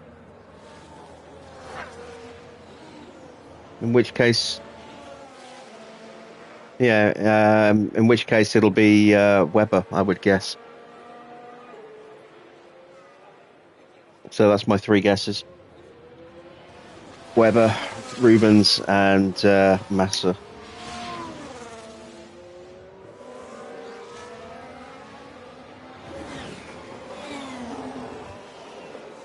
Brief yellow flag there. Lock up for Gasly. So let's take a look at the replay. Now just keep your eyes on Gasly here. All good at this point. Very compromised error on that car. Thanks to Liam Lawson. Big hole missing in the rear wing there. Well, the hole isn't missing. The hole is there.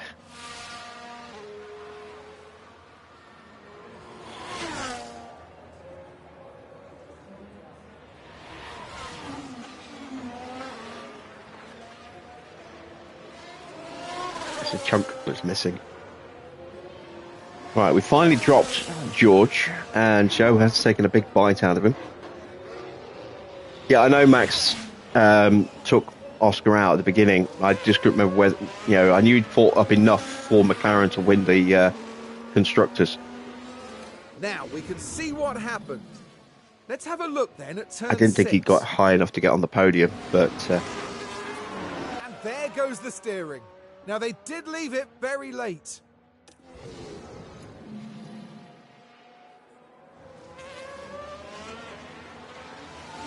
Leclerc's fault has escalated. His engine's getting worse.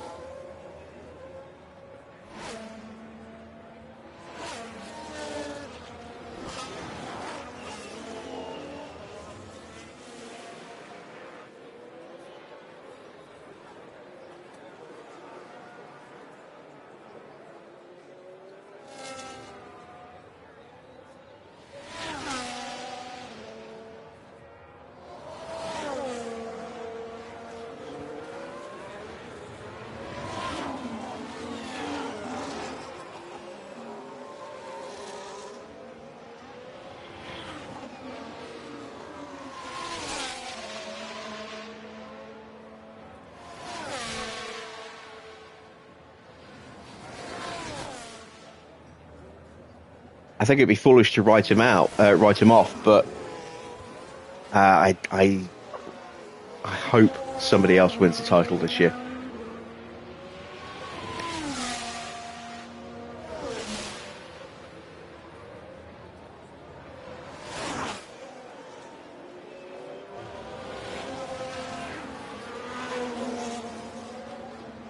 And I'd be happy if it was either of the Ferrari drivers or either of the McLaren drivers.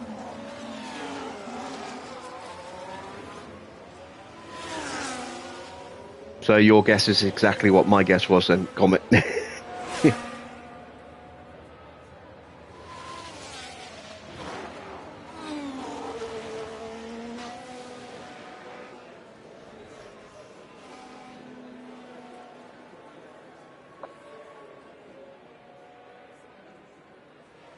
I gave you the ideas. I gave you the answers.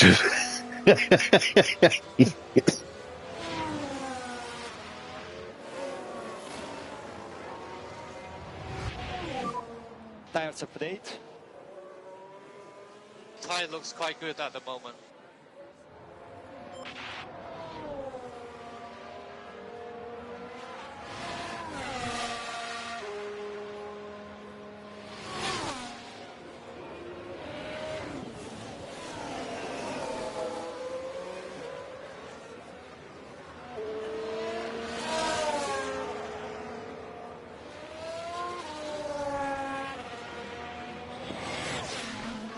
Right, we're not really closing in George, unfortunately.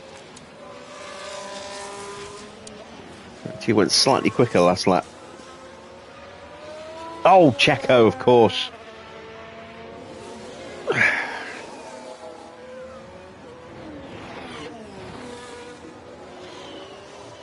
That shows just how unforgettable the last couple of seasons of Checo have been.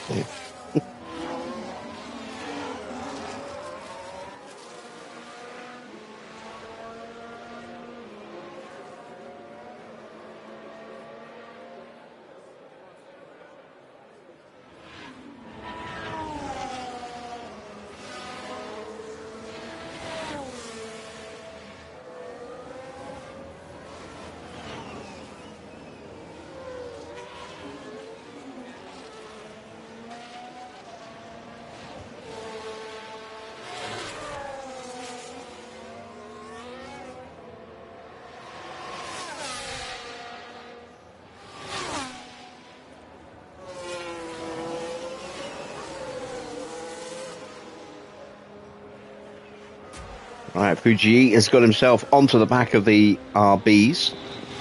Start rebuilding that battery. Zhou has now taken a bit more out of Russell.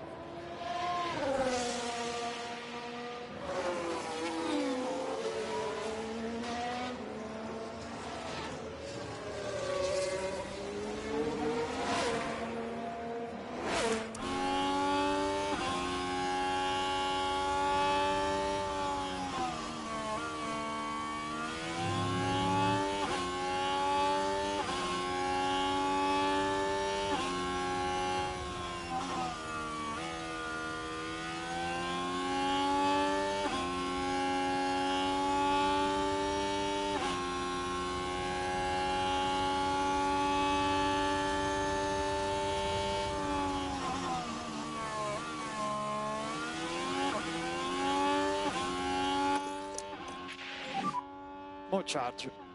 Copy.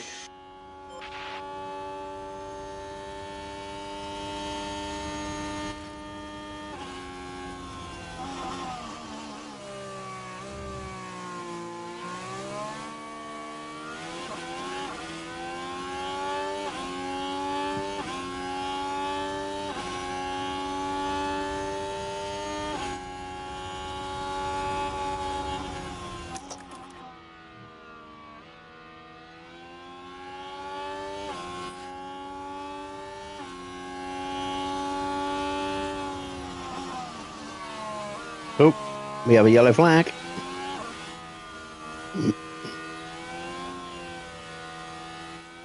That's at the here first we've got a yellow chicane, I flag. think. Oh no, turn 5. No, no, no, wait.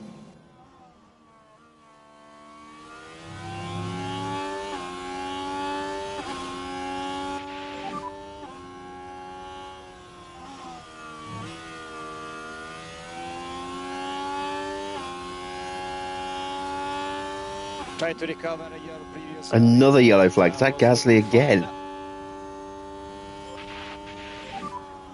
Yellow. No, it's Right Nagel then, again. we can take a look now. Here we are then, reaching turn 13. And the car just locks. They were just unable to do much about it.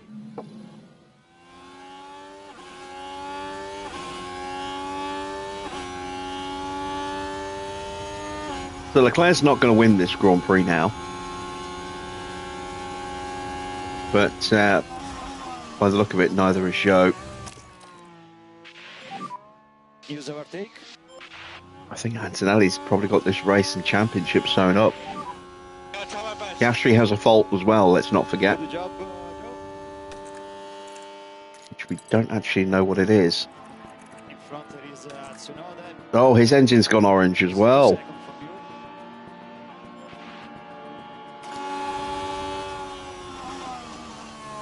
So Piastri might not even finish. There's still a fair old chunk of laps to go.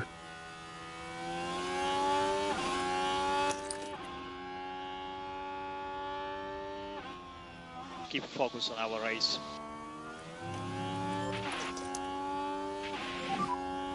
More charge. More charge.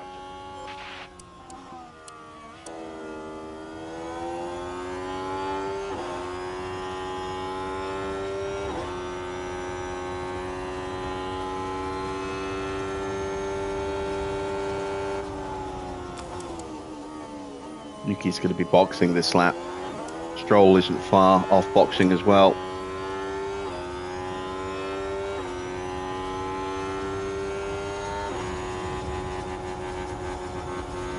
...2021 wasn't really an exciting title decider, you know, until Latifi crashed with 5 laps to go.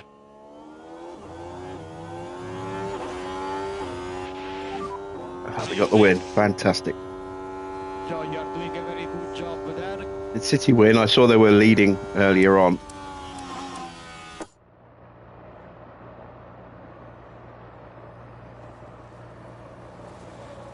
So Hamilton was what, like 12, 15 seconds clear when that happened? City won 2-0. Okay. What's the gap in the points?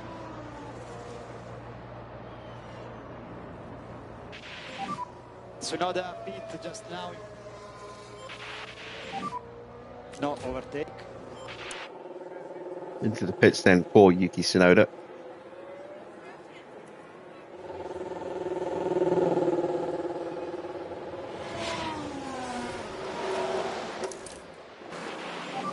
Hard tyres, that'll take him to the end. Decent stop. McLaren Piastri still trading.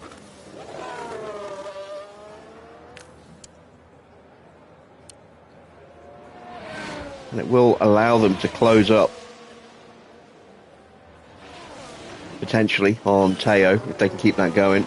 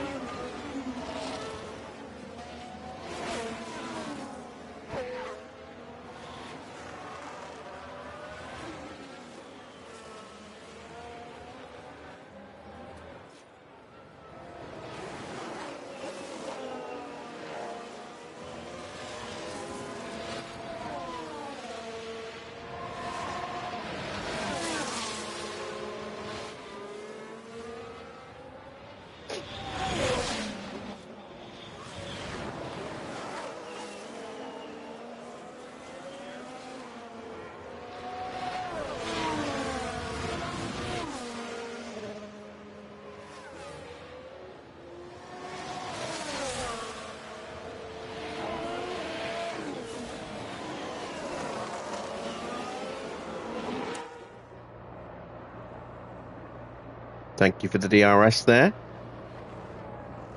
Going through.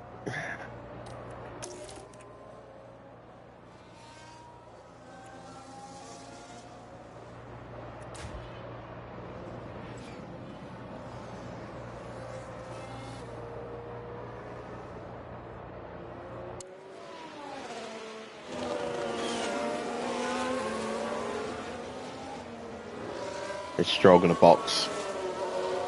Or is he going to stay out one more lap? Stroll in front. He's going to box.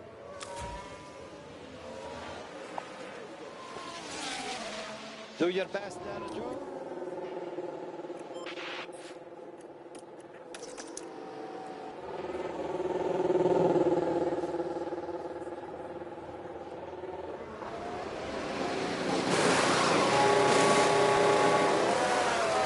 Hard tyres will take him to the end. George is in as well. He has also gone on to a set of hard tyres. Another issue for Leclerc. Well, yeah, right. It's got to be his certainly battery looks now. Like they've developed a fault.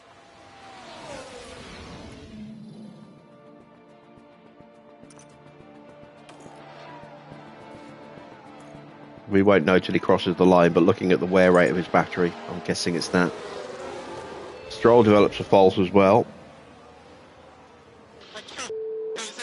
That's battery issues for him.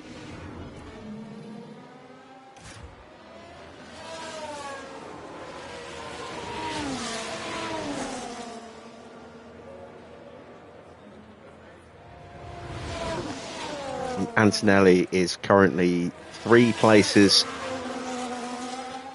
and 11 seconds clear of Piastri right now. So Antonelli is absolutely cruising.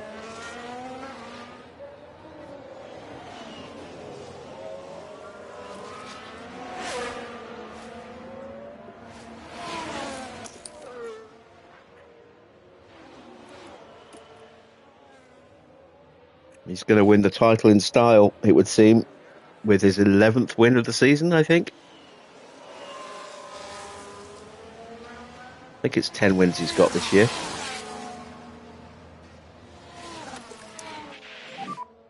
Mode charge. Mode charge. Copy.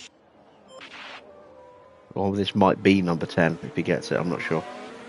We'll find out in the standings afterwards.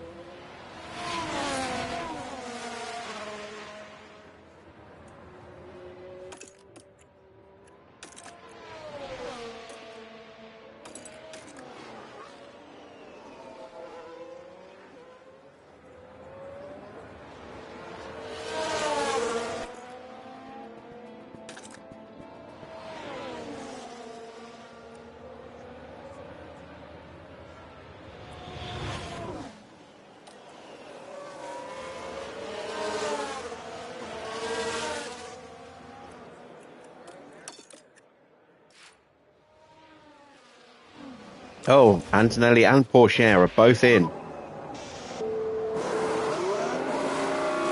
That's not a good stop, but it's still good enough. Oscar comes in as well.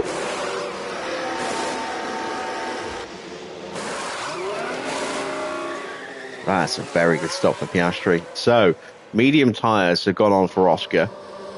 Porsche has also put on, I think, mediums, hasn't he? Yes, he has. Kimi has gone hards and comes out right behind the 2 Ferraris. So I'm a pit stop down on where I need to be.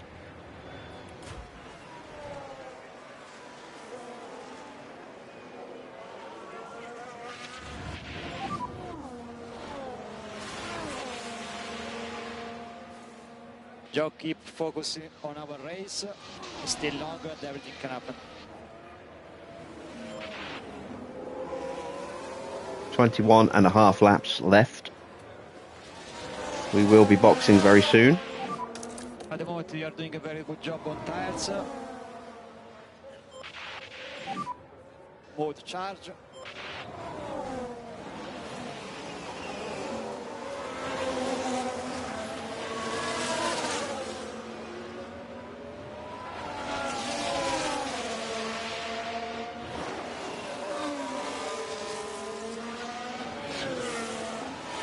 And so they just throws it straight up the inside and then swoops around the outside through the hotel complex. Charles is in.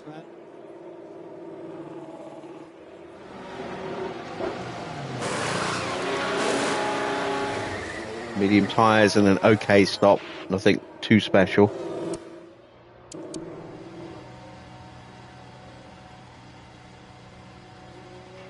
Piastri's stuck behind Valtteri, so he may just sneak out in front.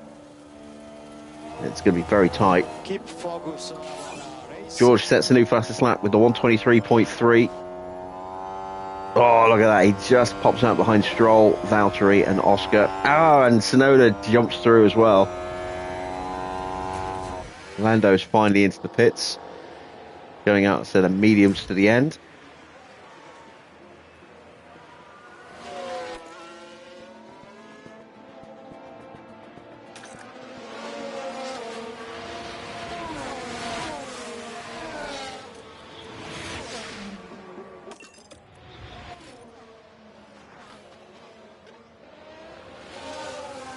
I've got Teo just a second behind me now.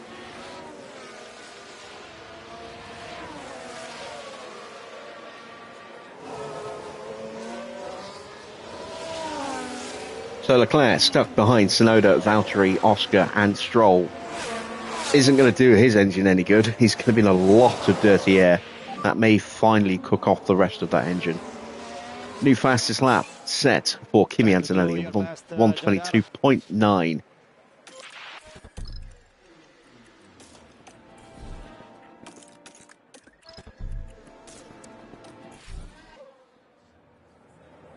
Evening, Mike. And that's one of the cars out of the way as Valtteri dives into the pits. Okay, Joe. Locks this lap. Copy, box.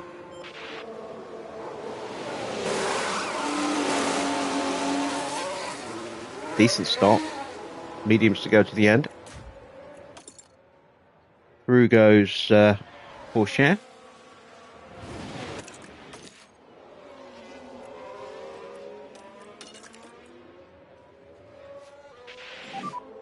And remind to protect the front. Copy.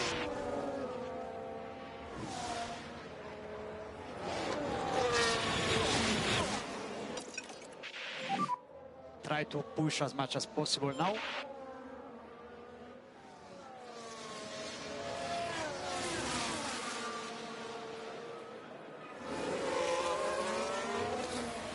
And the gap between the front two back up to about 4.5 seconds.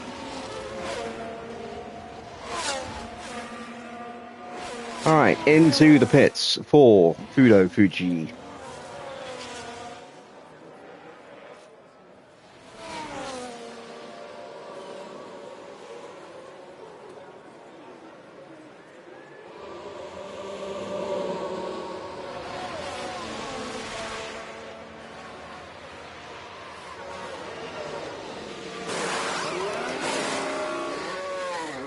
That's a decent stop there, 1.82. We'll have a bit more of that, please.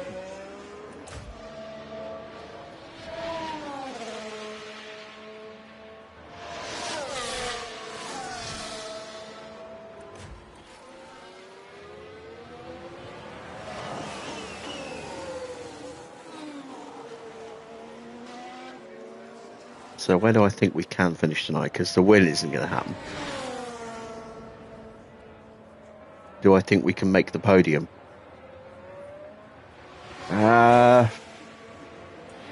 Maybe.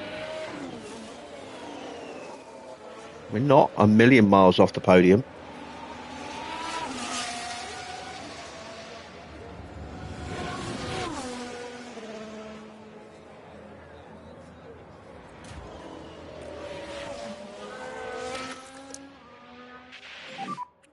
Full charge, more charge.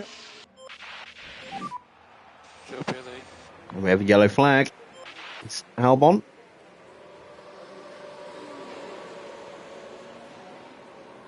Now it looks like, yes it is, Alex Albon's involved in that. Here we are down at turn 7. Cutting it so close. And Norris the just impact on the car, It's pumping quite the clear. side of him there. That will have knocked their confidence, I'm sure.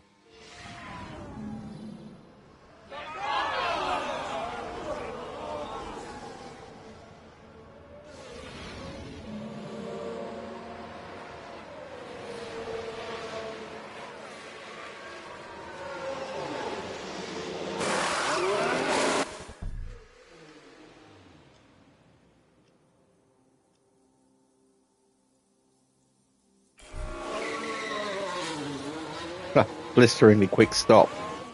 That's what we needed. So Norris has picked up a penalty.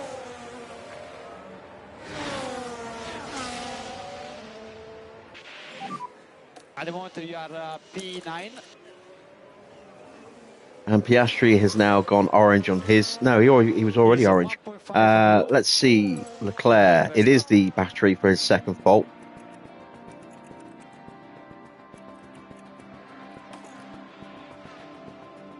Just the engine for Oscar. Overtake, Stroll's fault was cleared. So whatever fault he had was just temporary.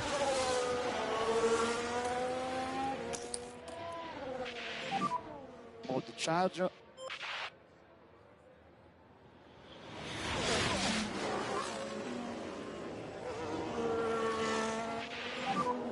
At the moment, you are P9.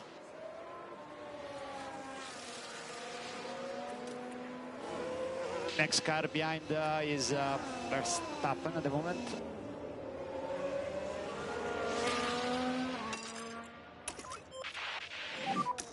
Okay, to close the gap now. Overtake available.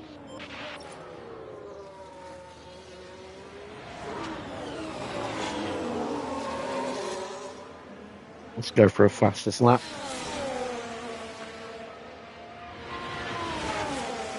Should have enough battery with Zhou.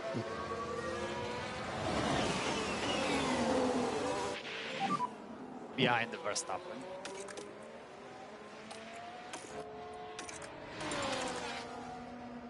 Do your best.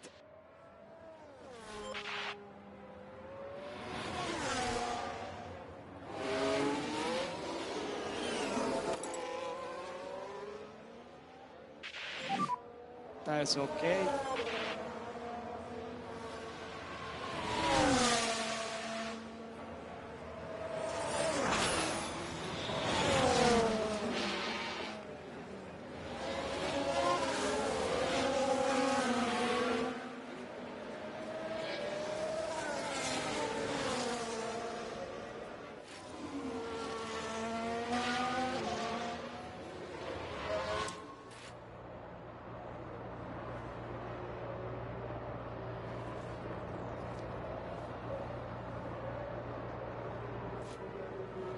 Hope this final sector hasn't cost me the fastest lap. Nope, there we go. Purple in every sector. 122.3. Copy. 26 tenths quicker than Antonelli's time. Try to cool down a bit more on your tires. Copy.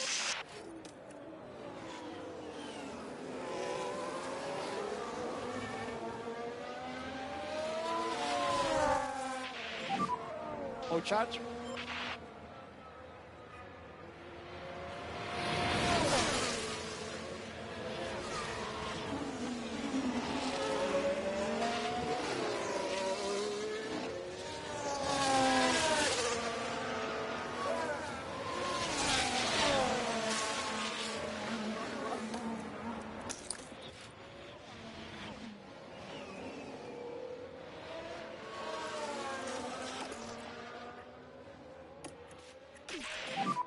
We need some lift off. So we're only 8 seconds away from the podium here.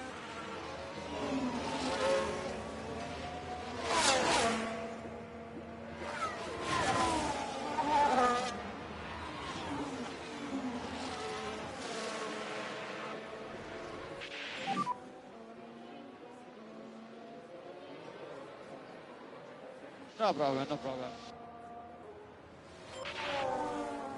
When will we see the other team's facilities?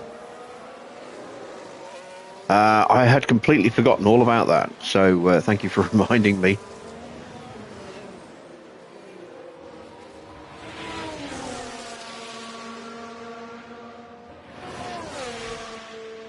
I'm not sure, is the honest answer, whether we'll do it tonight or tomorrow. We'll probably do it tonight, I think. Because there's no guarantee that any driver lineup changes that we see will carry across if we reload. I do want that to kind of be a surprise, but we might get that spoiled tonight. But yeah, we'll take a look at the other teams' facilities as they stand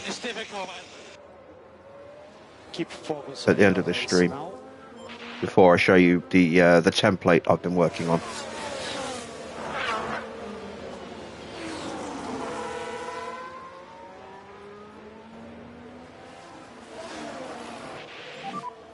Do your best there, Joe.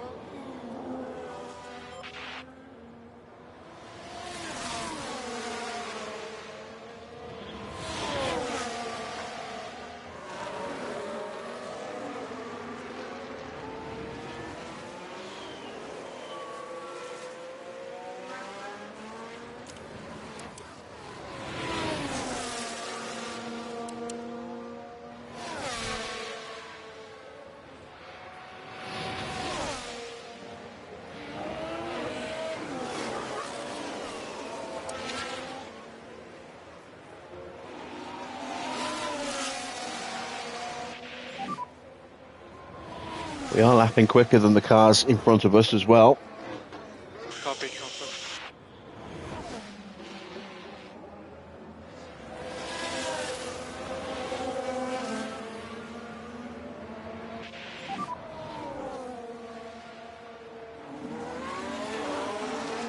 Do your best, man.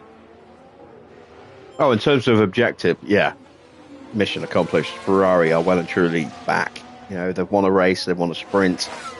Comfortably second in the constructors' standings. Fourth and fifth in the drivers' standings. A world champion coming to the team next year.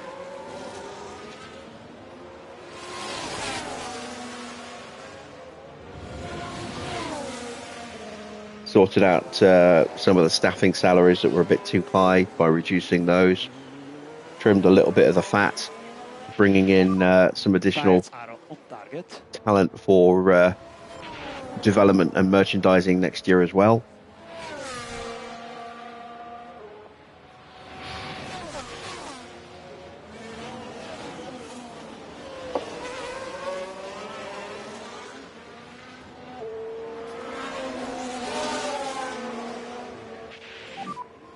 Yeah, understood.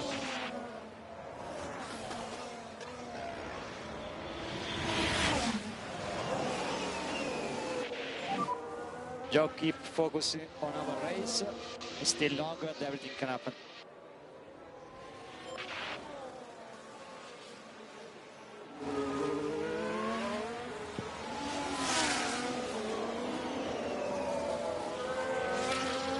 Okay, 12 laps to go.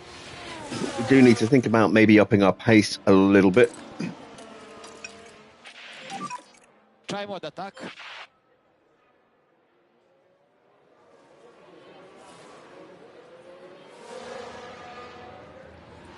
Also need to start rebuilding the batteries. More charge.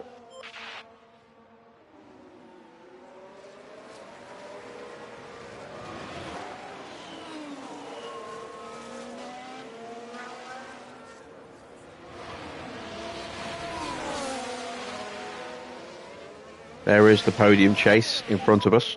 Yeah, keep doing your best. More charge, more charge.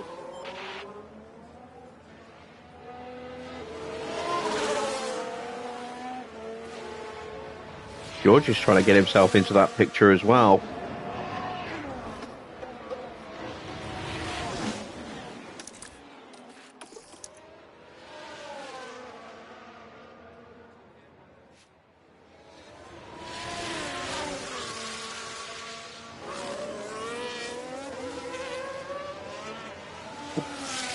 Last chance to vote if you haven't done already.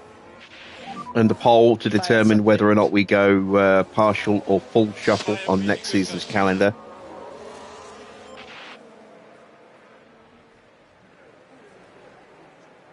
It's almost certainly going to be a full shuffle by the look of the vote so far, but as I say, there is still time to cast your vote if you haven't done so already.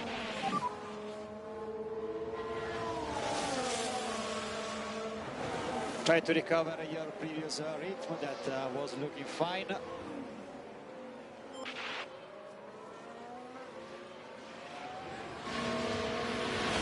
And Russell has caught Piastri, who is in danger of dropping the DRS. Okay, mode charge. Mode charge.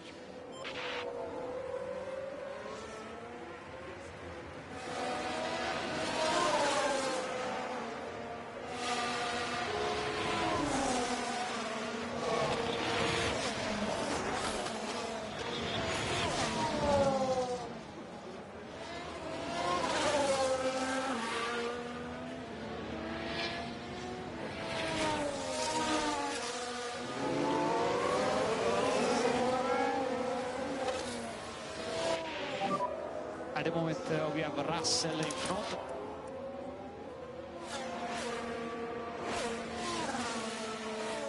Try to do your best, Jodar.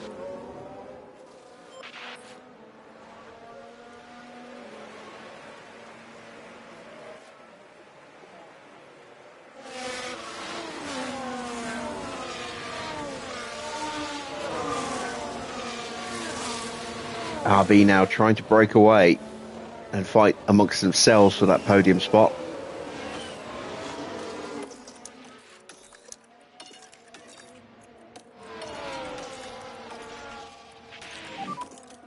Try to slow down a bit. Copy.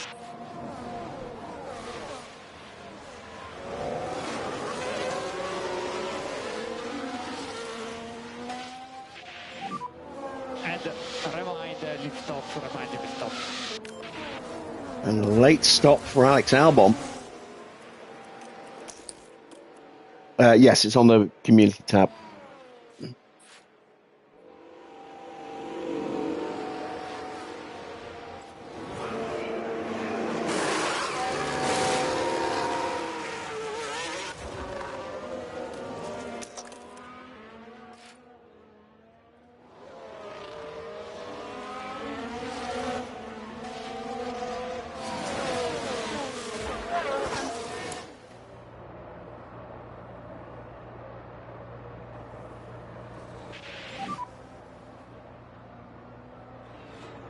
Ferraris are looming.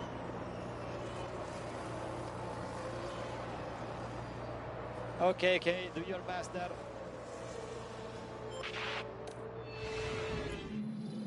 And as far as we can tell,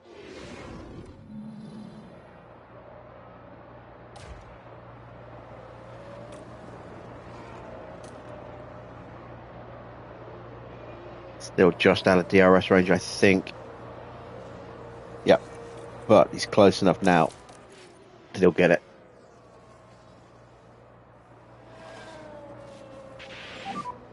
I couldn't go much faster. Keep focus on our race. Overtake available.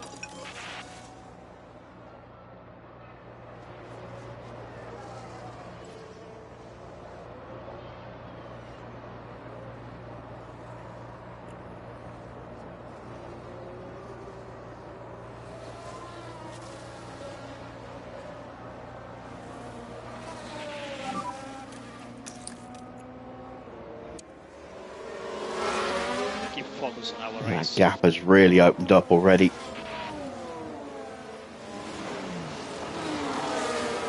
5 seconds clear now. Mode charge, mode charge.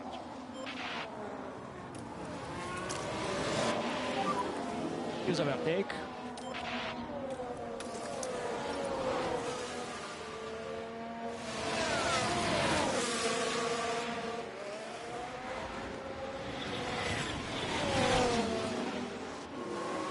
And there we go. That's Leclerc down into 8th place.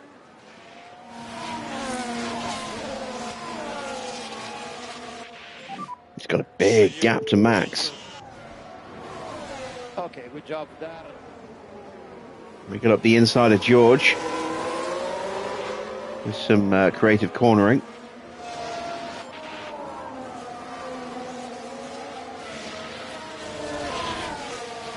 Couldn't find a way through. Now we might.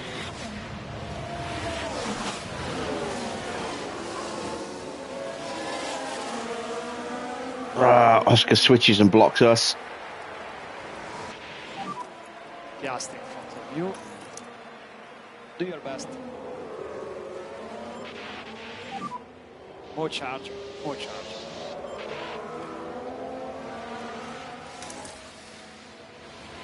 Fuji gets through. 6 seconds the gap to the RBs now.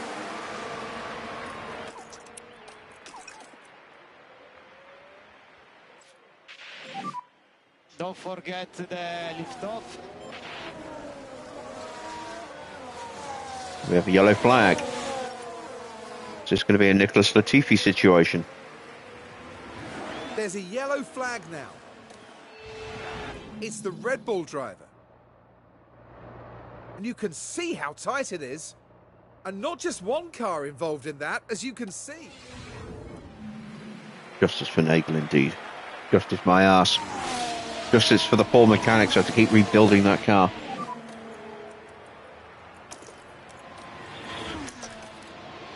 Do your best there, Joe. Use overtake. Oh, You're doing a good job, bro. In front there is Tsunoda.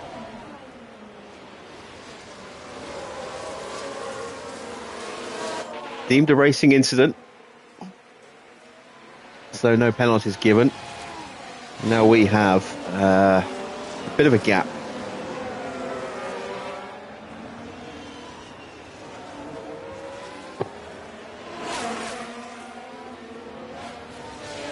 Nagel never gets to show his true talents. What you mean, like locking up when he's not under any pressure and there's no one around him? That kind of talent.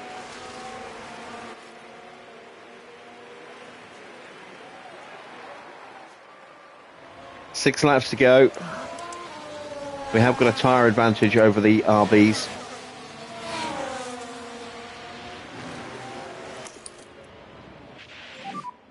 More charge.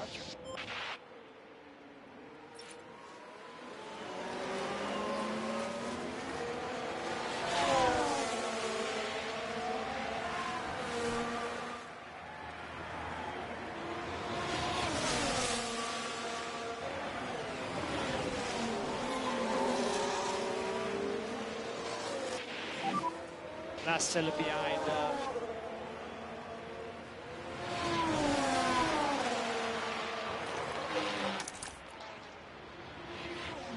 And we've got the gap down quite substantially already. Just a fraction over 3 seconds.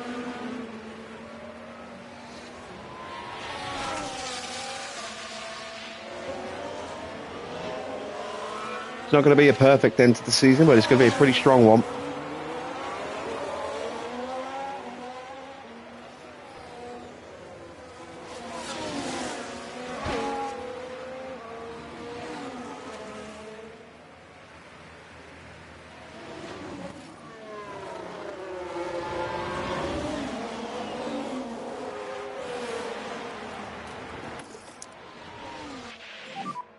Okay, Joe, you can more charge. Third and fourth is good. That's the target. And we have another yellow flag. And we've had a crash on track.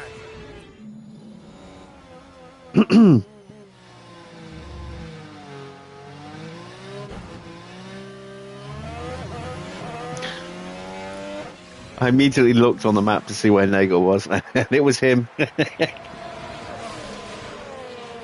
Evening, Victor.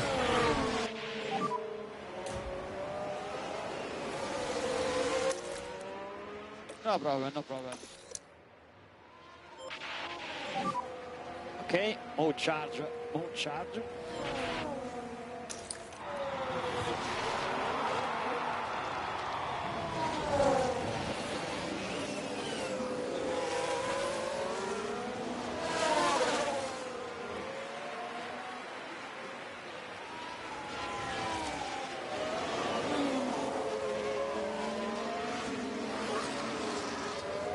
the goat, the greatest obstacle at turns.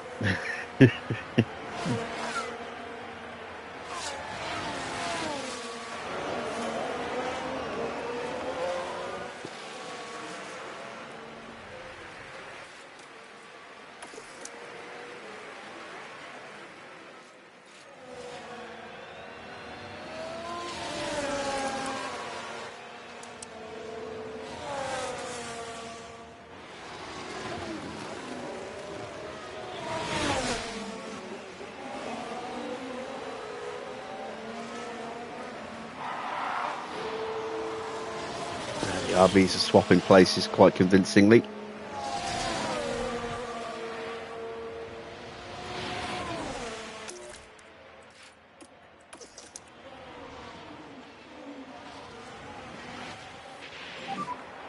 Okay, mode charge.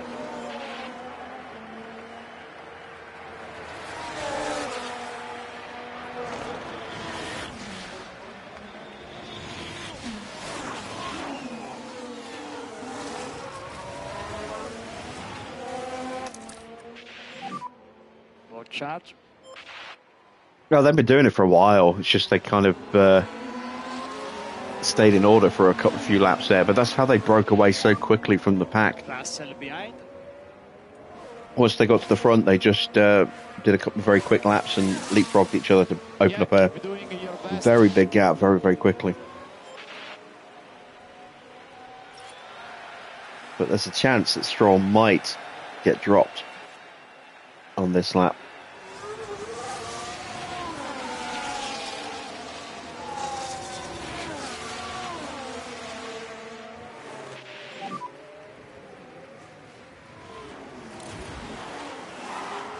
Joe, keep focusing. He made it back in.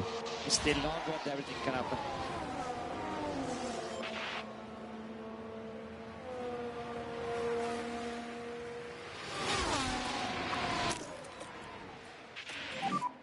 Overtake available. Keep using it.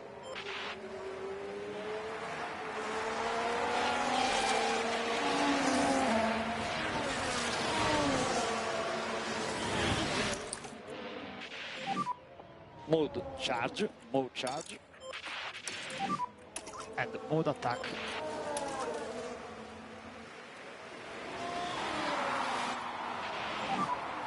No lift off anymore.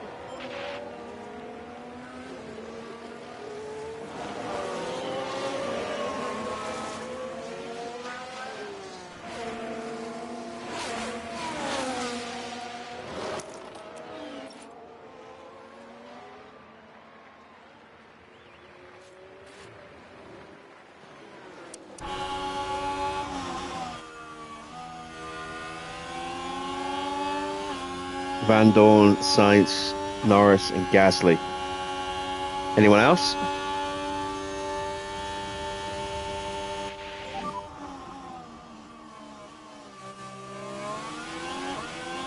Keep focus on your race now.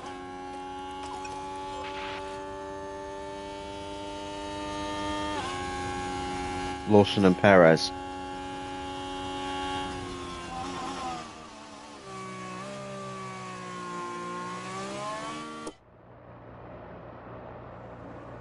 Fuji is replacing Valtteri.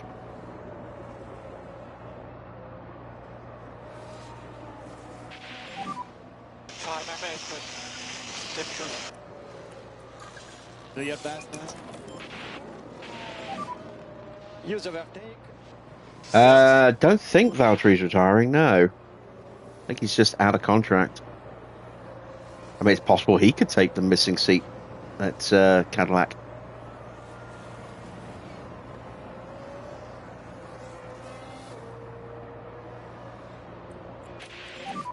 I'll try my best. You are doing a good job there.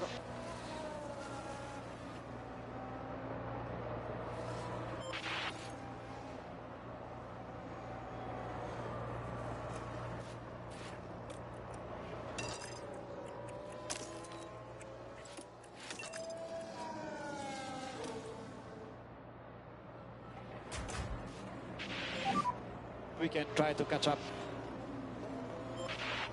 Fuji moves through into third place. Here comes Zhou.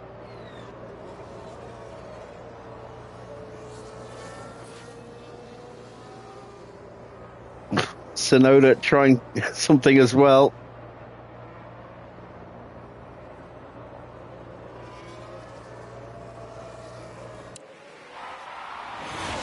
We have the third and fourth.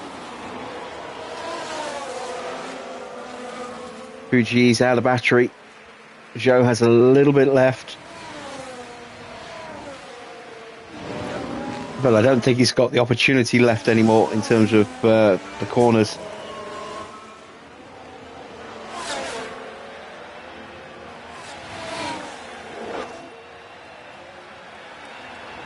Porsche is out. Oh, he's run out of fuel right before the line. We've got a double podium.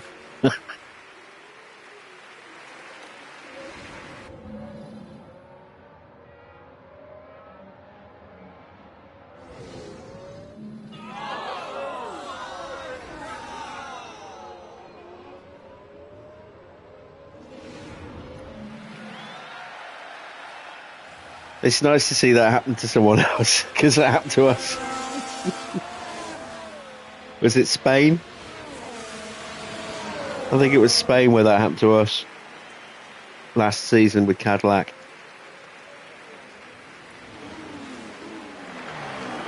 Safety car will be deployed as a result. Everyone will be back in the pits by the time of the safety. Anyway.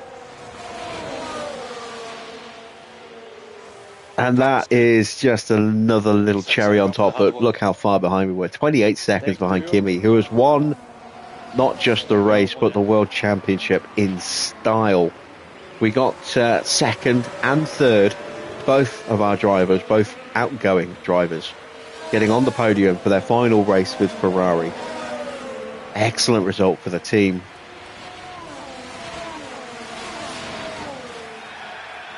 Zhou should have got the fastest lap as well. I don't think anyone else took it from us at the end.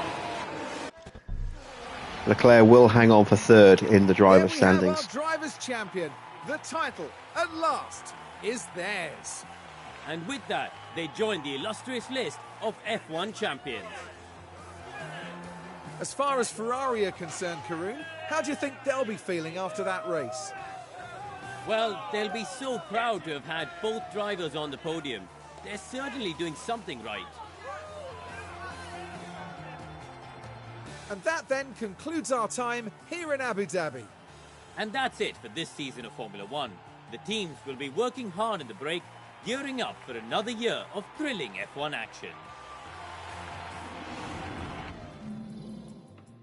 So, confirmation of the final results, and Kimi Antonelli wins the race and the World Championship. We will have a number one on our car next season, thanks to Kimi moving over to Ferrari. Fudo takes second place, gets a podium in his final race before he goes to Sauber and never sees the podium ever again.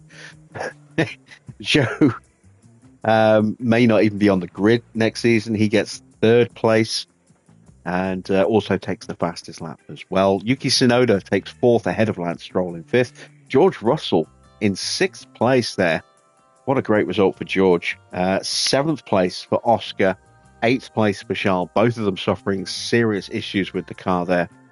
Then it is ninth place for Max, getting points at the final race of the season and his final race for Williams before he goes back to Red Bull next year.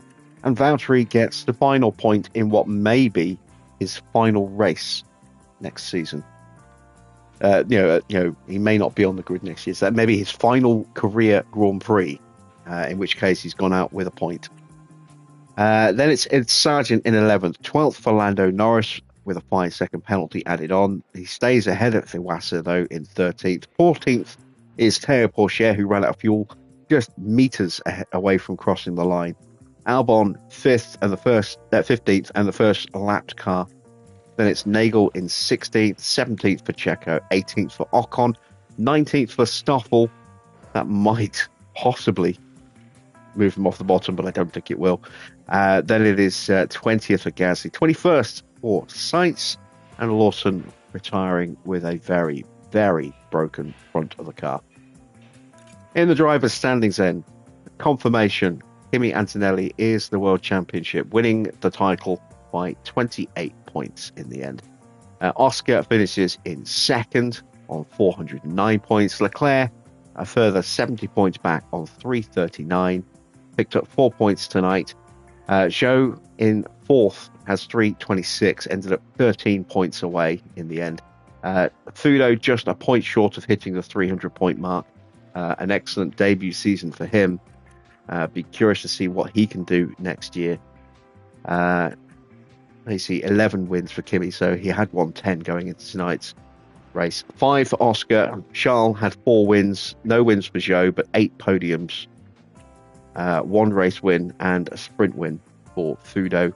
Tsunoda is 6th overall with 175 points, finishing comfortably ahead in the end of both Porsche and his teammate Stroll, who just missed out on overhauling Porsche there, 4 points short.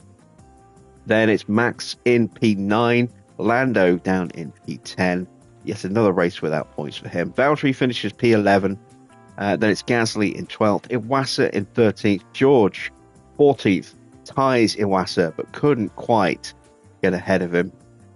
Iwasa with a higher finish, I think. Then it is Logan Sargent in 15th, 16th for Liam Lawson, 17th for Carlos Sainz, 18th for Sergio Perez, and then the non-scorers, Alex Albon, Ludwig Nagel, Esteban Ocon, and Stoffel van Dorn. Let's take a look then at the constructors' standings for the final time.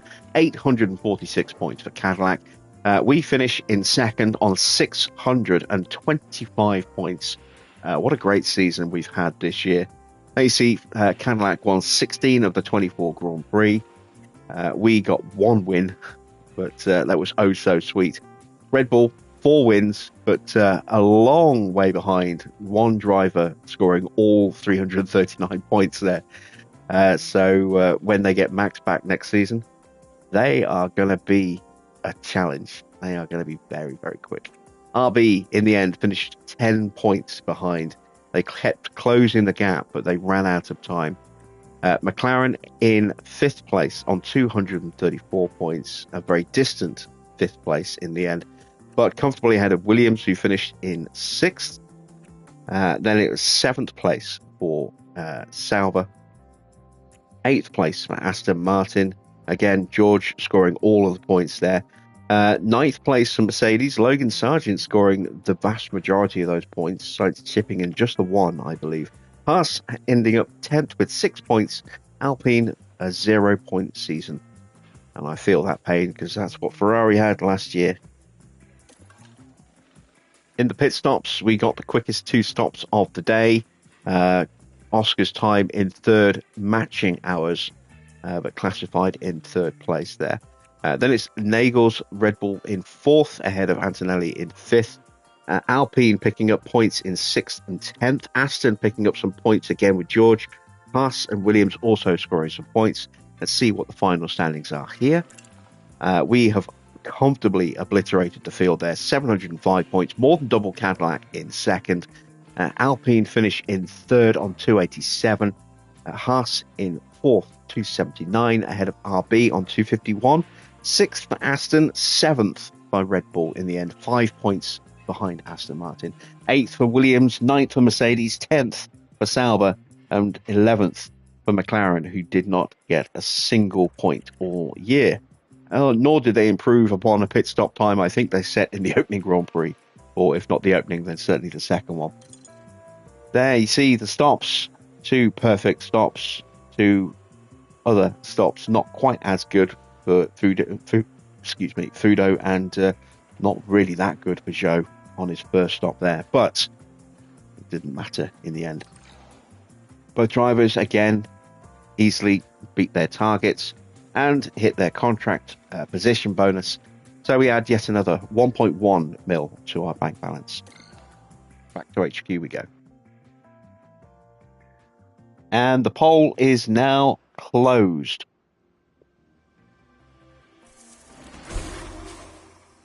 And you have voted for a full shuffle, which I'm not at all surprised about.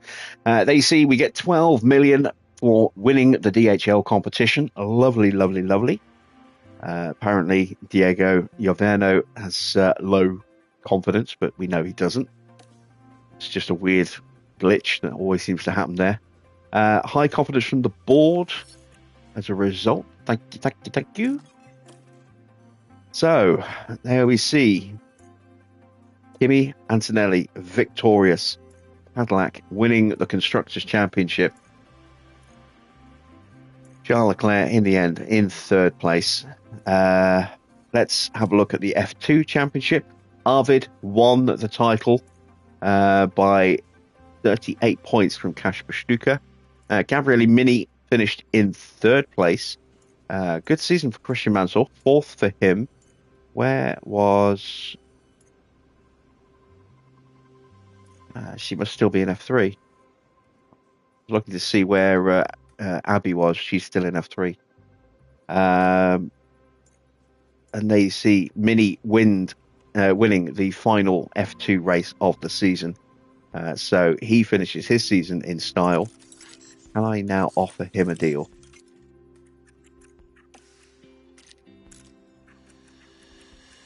No.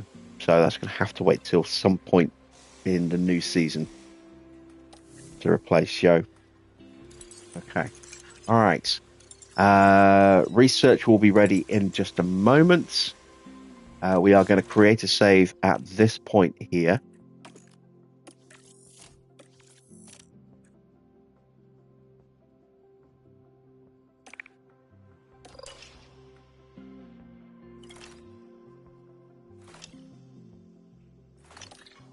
Actually, before I go any further,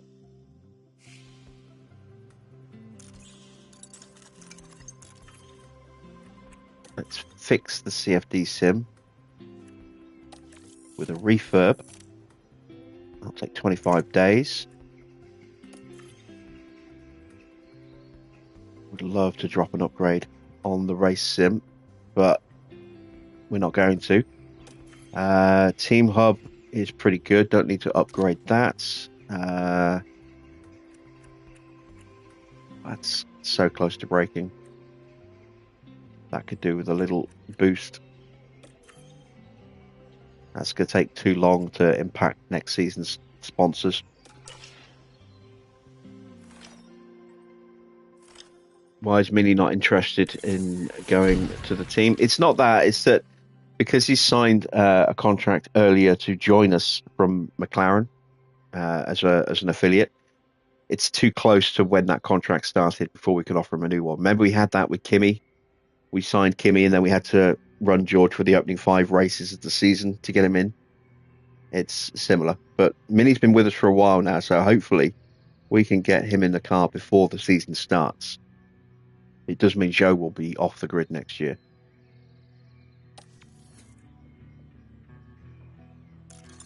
We will keep checking. Yeah, it's still too close. Look, recently started a contract. Okay, Christian Horner says that it was a lucky break. Yeah, Christian can go swivel. He only had one driver effectively all season, so never stood a chance. Next season will be tough. Our staff survey results.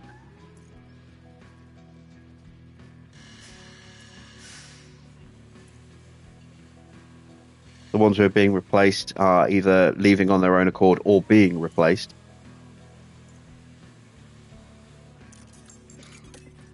Yes, copy, we are checking. The suspension upgrade or suspension research is done.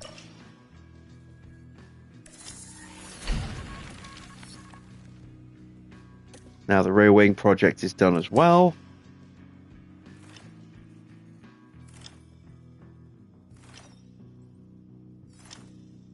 Is that our suspension sim? It is. Excellent.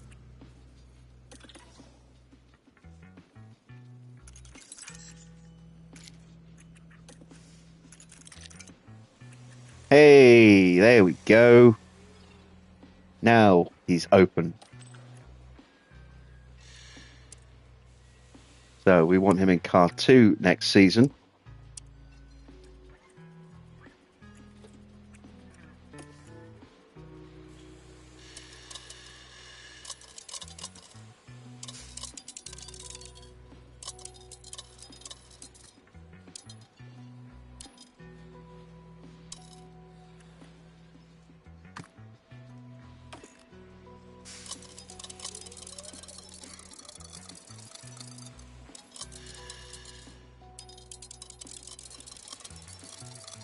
we'll offer him a 500k bonus as a little reward for winning the final Grand Prix of the season and getting on into third in the F2 standings. Arvid's going to be spitting teeth. He won the F2 championship and he's getting completely overlooked.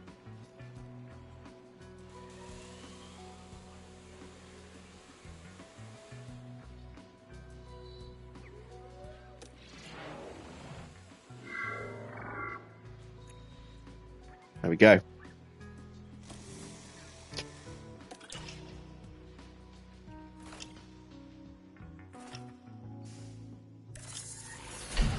Front wing research project is done. Go to facilities. Yeah, there we go. I knew that was going to happen. We'll refurb that. 9 days. So that'll trickle over into the beginning of the year. Don't need to worry about that or that yet. Memorabilia room is about to break. We'll have to keep an eye on that in the next 4 days.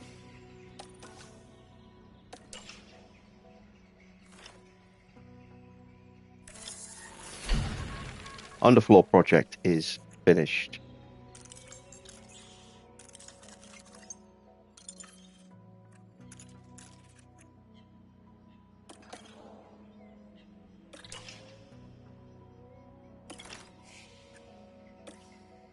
Mini has accepted. It's only going to cost me 7 mil in total to break Zhou's contract.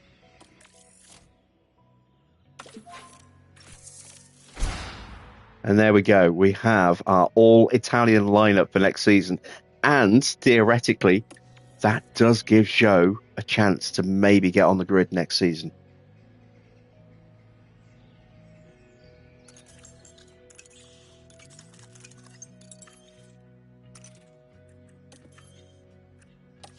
Get the refurb going there. Right. We're going to carry 2 and a bit mil through to the end of the season. We achieve our target and get another 3 mil from that. Energy drink cameo gives us another 950k. Title sponsor was satisfied. Team marketability has gone up to 706 out of 1,000. And we are going with a full reshuffle for next season. So it says most races will be reshuffled. I thought it would do the whole calendar, but apparently not every race will get changed. All right. So, season summary. 5th place and 299 points. For Fuji, Gabriele Mini, replacing Zhou. It's not going to show Zhou for some reason. But Zhou finished in 4th place overall with a few extra points. We finished on 625, so it's 326 points then for Zhou. Team rating is 4 stars. We did not achieve the long-term objective, but we never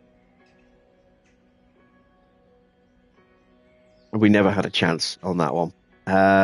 But we did get our performance objective done. To finish in 9th was a target. We blitzed it and finished in 2nd. Our team principal rating has hit the peak, has hit the cap of 1,000 points. So constructor rating stays the same, drivers stays the same, heritage and team ratings stay the same. We are still revered. Board gives us an extra 1.5 mil.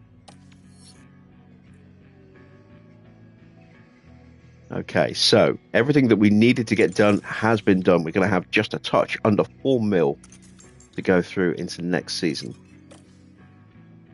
Let's take a look at our inbox. Arvid gained a point in smoothness, and Mini is no longer showing there, which means we won't see Zhou in here. There he is. He gained a point in accuracy. And again, look, just Fudo just stomping out those upgrades: a point in cornering, a point in control, point in reactions, 2 points in accuracy. Sauber are getting a hell of a driver next season. Regulation changes for next season. Every part is suffering a 5% drop. The cost cap is going down by 5 million. And the number of engines, ERS, and gearboxes are also being reduced by 1 for next season as well. We are going to create a save point here.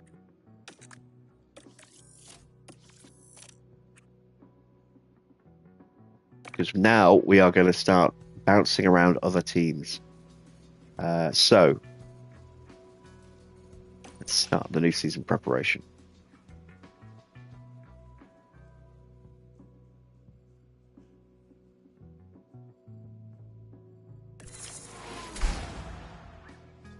New targets is to finish second. No, it's to win the Constructors' Championship. But the season target is to finish second in the Constructors. So the long-term target is a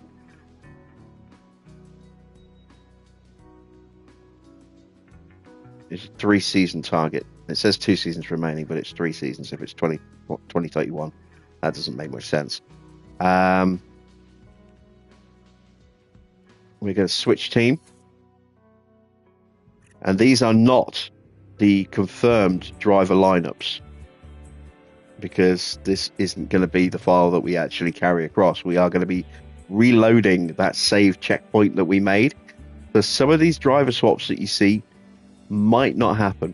Sauber is a mystery. We know one of them is Fudo, because that's who we signed a contract with. Let's start with Cadillac, the team that we left. They still have Oscar.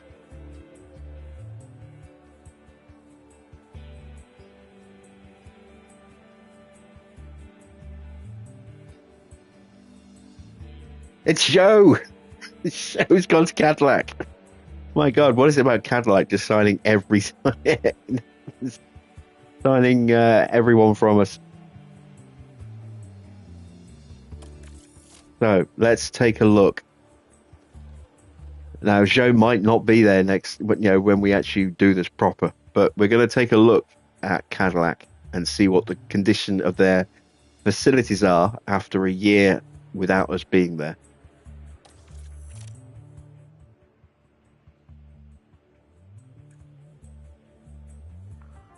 Continue. Blah, blah, blah, blah, blah. Not going to look at their research or anything like that. That's a bit cheeky. We'll stick with the Ferrari engine. Let's select it already. So, all we're going to do is just look at facilities. That's it. So, their factory is still level 3. They are dropping an upgrade on the wind tunnel. That's going through. That's still 2 months away. Design center has either been upped or refurbed. I can't remember if I think we upgraded it to level 4, didn't we? So they've just refurbed it. CFD Sim needs a bit of love and attention. Car part test centers at level 4. I think that was an upgrade that they've put on. I think I got it to level 3 last year. Suspension Sim is in need of a bit of TLC as well. Team Hub is level 5. Race Sim's level 5. Tour Center, Memorabilia Room, Weather Center, and Boardroom need some love, but the helipad's paying out well. Okay. So. Oh, no. Load. Yeah, there we go. That's Cadillac.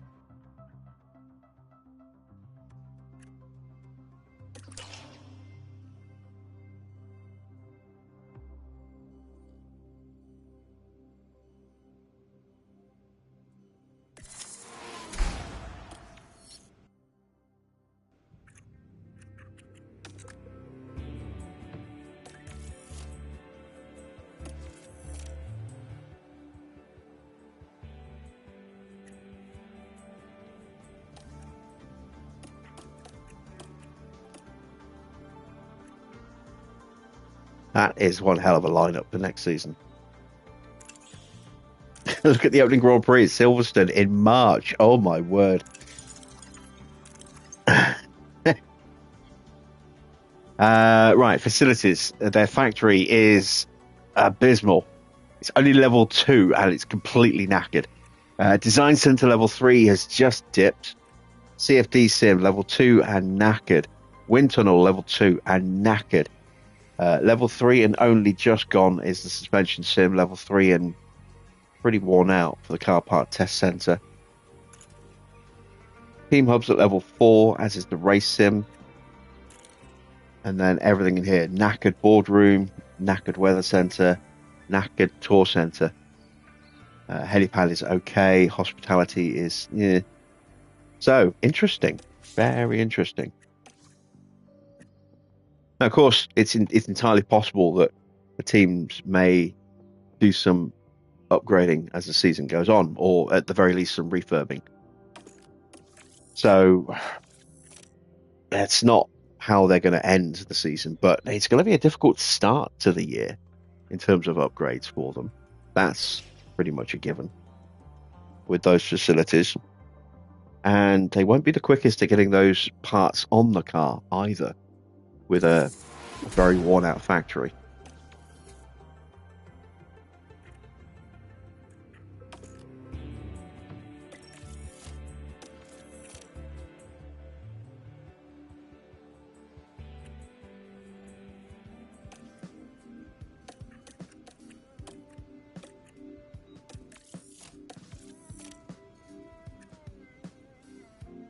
Ollie Behrman and Lance Stroll, we knew that lineup was going to be that lineup, so no surprises there. A level 2 broken factory, a level 1 broken wind tunnel, a level 1 broken CFD, level 1 broken suspension sim. Car parts center needs some love, as does the design center, but they're not horrible. Level 3 team sim, that is pretty screwed. Race sim is also completely screwed. They don't even have a helipad. Oh my word. Their tour center is maxed and still functioning fine. Memorabilia room screwed, as is the weather center and the boardroom. Hospitality needs some love. And again, we're seeing Silverstone as the opening Grand Prix. That might be baked in, because we created the save after the shuffle. So Silverstone might well be the opening Grand Prix of the season, which is a hell of a way to start.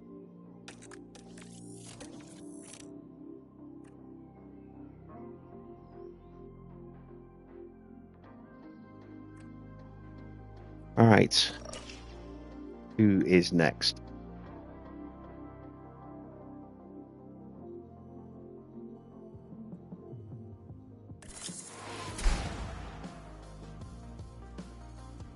RB are not locked like Red Bull are, so RB can choose their own engines. The only locked teams are Ferrari, Mercedes, Red Bull, and Alpine. They're the only teams that are locked. Everyone else gets free choice.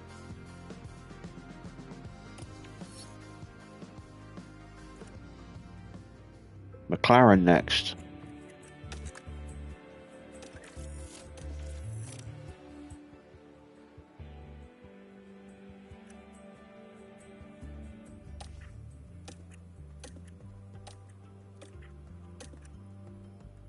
They have Honda engines, apparently.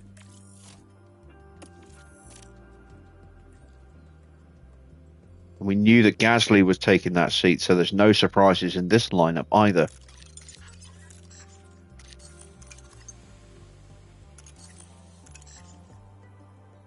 Bird, Paul Rivera, James Allison, Jared Murphy, those have stayed. Randeep Singh's been there since day one.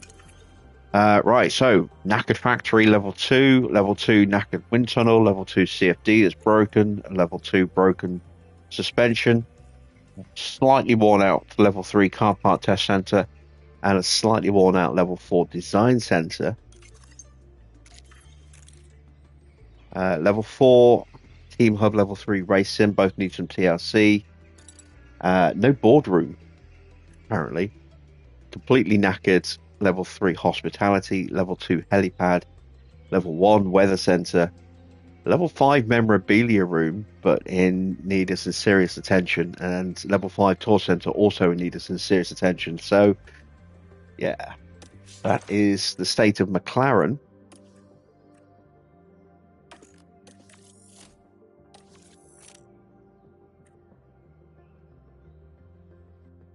I've never bothered doing this before, actually going through each team and looking to see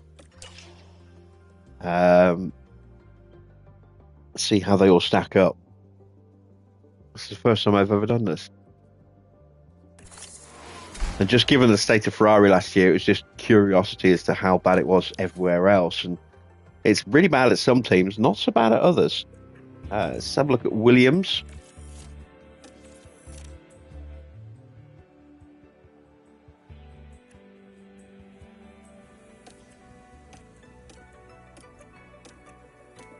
Williams are on Renault engines, so they're not going to have great power next year. Slightly in debt. They have Roman Staniek. Oh, so that is a surprise. Staniek is replacing Gasly. Tsunoda is there as well. No, Staniek's replacing Max. Tsunoda's replacing Gasly. That's an interesting choice. So, level 2 broken for factory. That's pretty par for the course for Williams. Oh, wow. Level 1, level 1, level 1. That's not good. Level 2 car part test center. Level 3 design center. Level 2 and level 2. No helipads. And then, yeah, everything here is not that great either, apart from the tour center. At least the AI knows to max out their tour center and get the most weekly money coming in that they can.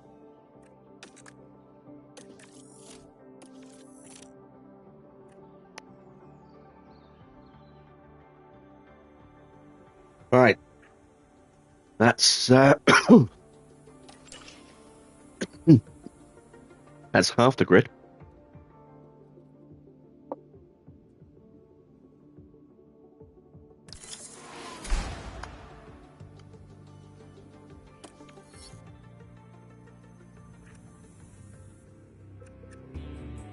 Sauber next.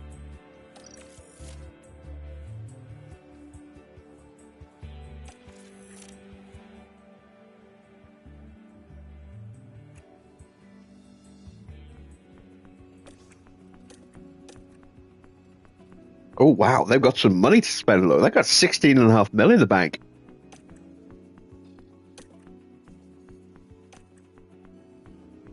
And they've got Ferrari engines as well.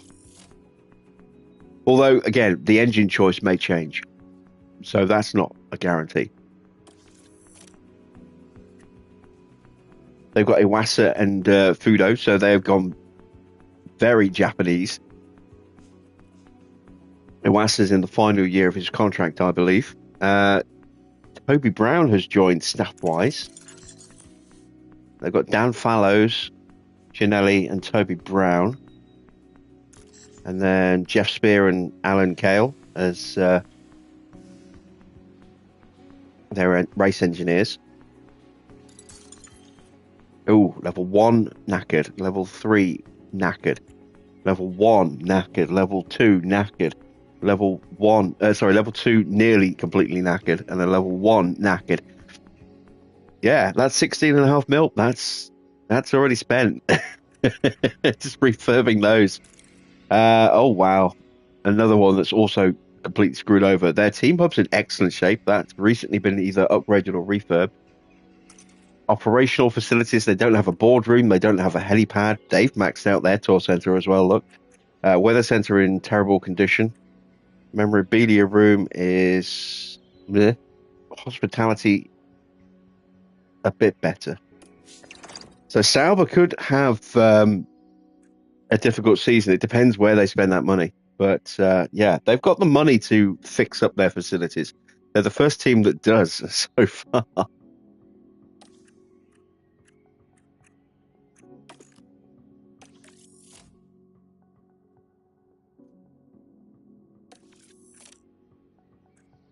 Just a couple of teams left to look at.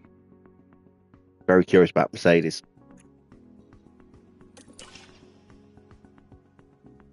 they've had such a consistently bad run.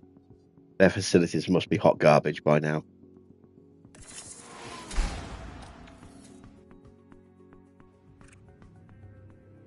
Let's check in with Aston first. Alex Albon's still there. George is locked into contract as well.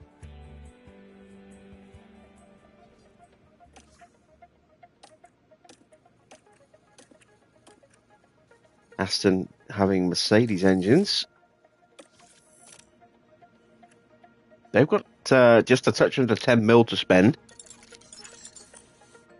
Neil Holdy, David Paganelli, Guillaume Capietto is there as well. Josh Peckett and Amaury Larden. Interesting race engineer pairing. So, level 2 broken, level 1, level 1, level 2, level 2. Design center's in good shape. Level 4 and only just dipped. Team Hub level 3, level 3 race sim. Here's the bad news as well. Bad boardroom, bad weather, bad helipad. Tour center's still paying out. Memorabilia room needs some love, as does the hospitality. And let me check something.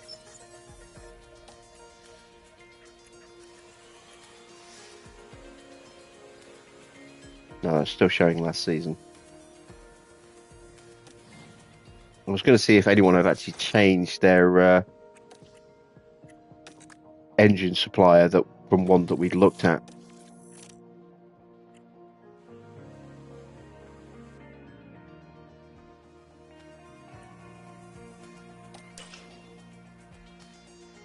So Mercedes next.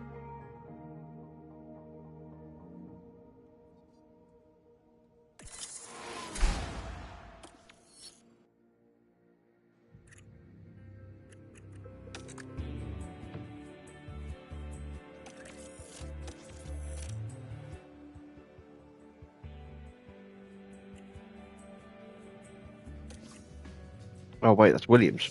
I clicked on Williams. I thought I clicked on Mercedes.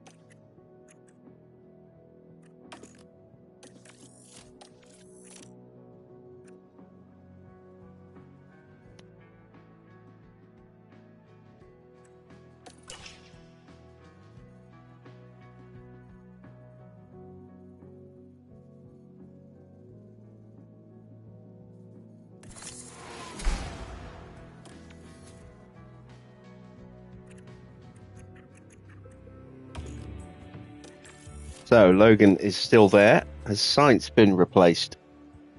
He was out of contract.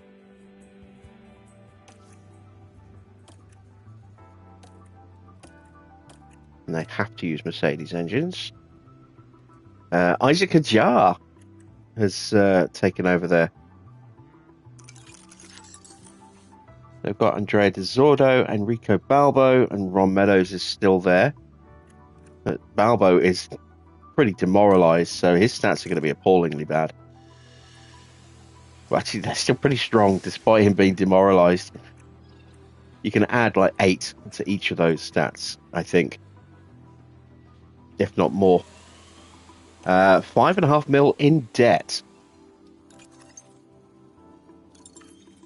Factory is not great, but it's functioning better than most. Design center's in really bad shape. Level 4, but needs a refurb.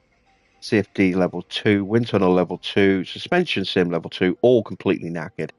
Car parts test center also needs a big overhaul. Team hub not great. Race sim a bit better, both level 3. Boardroom, weather center, helipads. Tour center, it's in rough shape, but it is still paying out at level 5. Albeit with a reduced income. Memorabilia room, and then the hospitality room. So Mercedes definitely need to do some refurbishments. But they're not quite as bad as I thought they would be, if I'm honest. The levels were a little higher than I thought they would be. Right. I think we have just one team left to look at now, don't we? And that's Haas. Or no. I think we need to look at Alpine as well, don't we?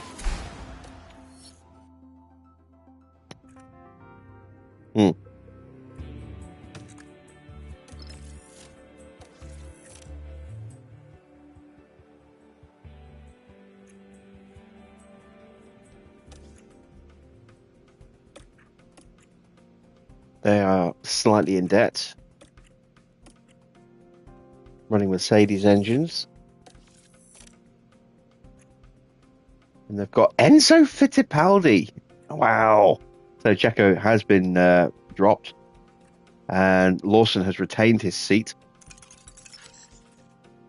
Alex Chan and Gaten Diego as the engineers. They've got James Key and Adam Kenyon, both of which are demoralised. Ben Smeets is still there as well.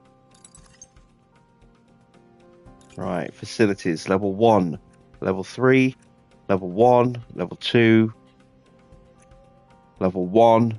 All of them completely knackered. That one slightly better, but effectively knackered. It's still at 40% effectiveness. So all of their facilities are toast. And 1, 2, 3 of them are at level 1, 2 at level 2. The design center is level 3. Yeah, that's pretty toast. That's completely gone. No helipad. Fully functioning tour center. Memorabilia room, weather center, boardroom, hospitality. It's pretty similar to what we see normally, is that, you know, the neglected ones are mainly those two across the board.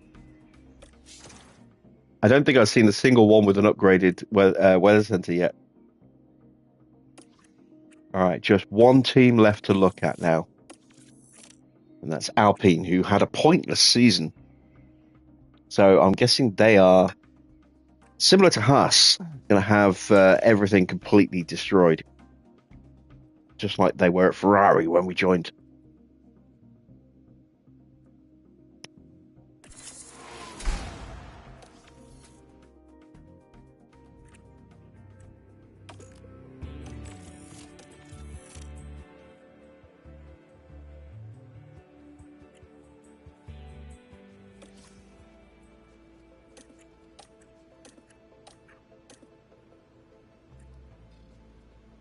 So Stoffel and Ocon both locked in. Their driver lineup hasn't changed. Stoffel in the final year of his contract now. Mattia Celadore. They got Javier. That's a surprise. Roberto Santoro. Ivan Palmer. Those are both new gens. Rafael Landro is a genuine F2 mechanic. Sporting director.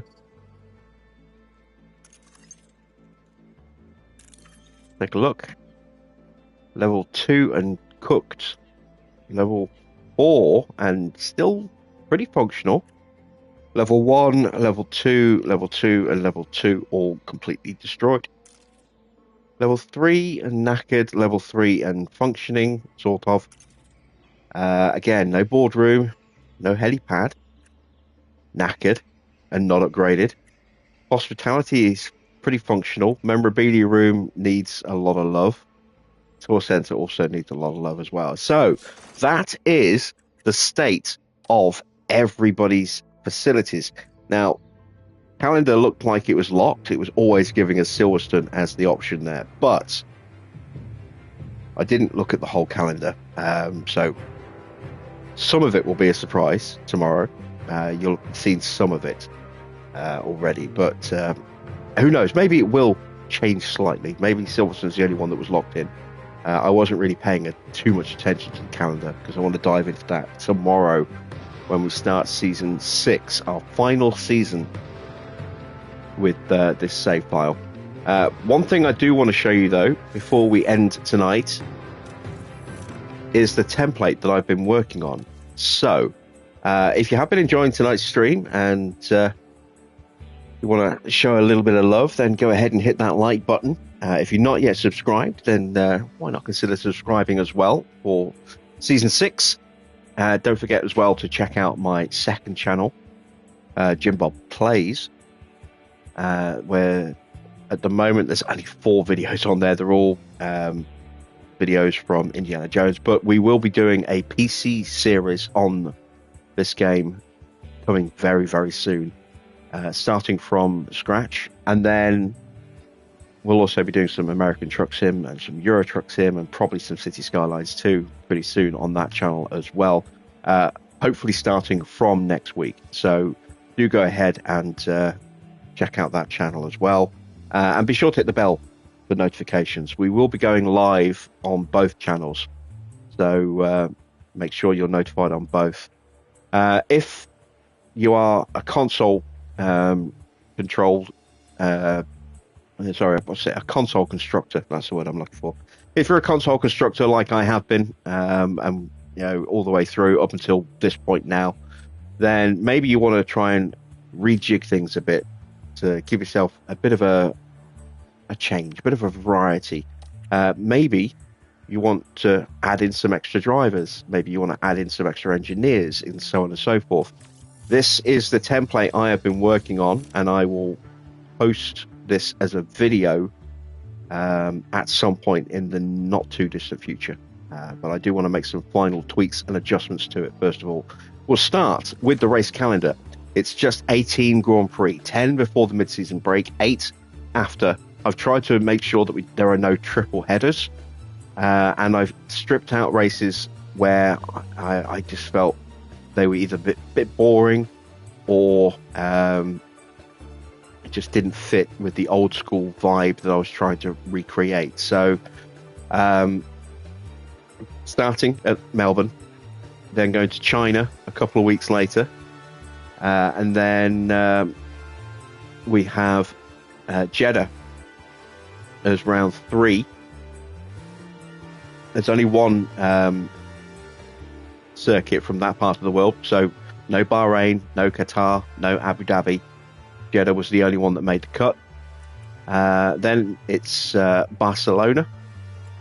After that is Monaco, then Imola, Canada, Silverstone, Austria, and then Hungary. And then it's the mid-season break. And then after the mid-season break, we come back with Spa and Monza, 2 very quick circuits there. Then we have Singapore before we head over to Suzuka. And then for the final run-in for the end of the season, we have Las Vegas, then Kota, then Mexico, and then finally finishing at Sao Paulo with the Brazilian Grand Prix. 18 races, no sprints. That's essentially my season. And then if we were to shuffle this at the end of the season, we would see some of these races maybe disappear and other races that aren't selected come in to replace them. The positioning might even change. I'm not sure on that. But we would see races like Qatar maybe make an appearance, or Abu Dhabi, so on and so forth. Then the rules and regs, to make it a bit of a challenge, I've gone for point scheme 2, so only the top 8 places pay out points, 10 down to 1. There is a bonus point for pole position, but not for the fastest lap. No double points. Aero testing scheme is scheme 2, so everybody has identical amounts of wind tunnel time and MAU hours. Makes it harder to catch up because you don't have a big advantage when it comes to the amount of hours you can put into developing parts.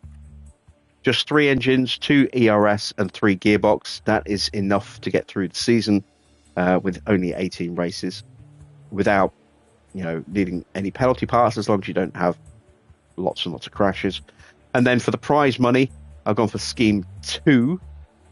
So scheme 2 means that you get the highest possible payout if you finish in first, and the lowest possible payout for finishing in last. So there's only the 2 schemes to choose from. Not a massive difference between the 2, but go for the one that rewards excellence. And then a cost cap set at 150.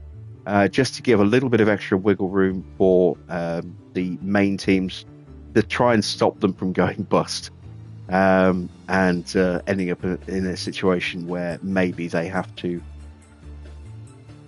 suddenly replace all their staff with the Ludwig Nagels and the Sylvain Petits and the Marcel Mauries of the world. So hopefully that will work out quite nicely there. These are the team lineups. So I've really kind of tweaked it as best I can. Max, obviously, number one at Red Bull. Yuki Tsunoda in there. It was originally Lawson, but I've now swapped those over. No change for Pierre and Enrico. They are still the same. Richard Wolverson is who I've nominated from the Red Bull factories to take over from Jonathan Wheatley, who has now officially moved to Sauber to become team manager there. So Richard, there is no out-and-out sporting director at Red Bull going forward. The duties are being split amongst a number of people, including GP. So Richard Wolverson is kind of being promoted to a similar kind of role, but not the same role. So I've chosen him. I've had to eyeball the stats as best I can, but hopefully that's not too bad. And I've tried to make the images as close as I can get with the random thing, which meant sometimes I spent longer just pressing L3 to shuffle the images over others. I will go through them in more detail. I've also checked the car performance to level 4 for most of the teams at the top, as you can see, and then level 3 for the midfield, level 2 for Alpine, level 3 for Williams, level 3 for RB, level 2 for Sauber and Haas, so that it's a bit more tight at the top between McLaren, Ferrari, Mercedes and Red Bull. I've also tweaked the starting balances slightly, given Ferrari a little bit more money than the 7 mil that they start with, and I've given McLaren a little bit more money as well because they're constructors champions. Mercedes left them at default, and Red Bull I've left them at 14.5 because they've had to pay out a lot of money in terms of driver layoffs. So I figured they would have a little bit less money than the other top teams. So moving on to Mercedes. Oh yeah, and then Richard Wood is the new race engineer that was for Liam Lawson and will now be for Yuki Tsunoda.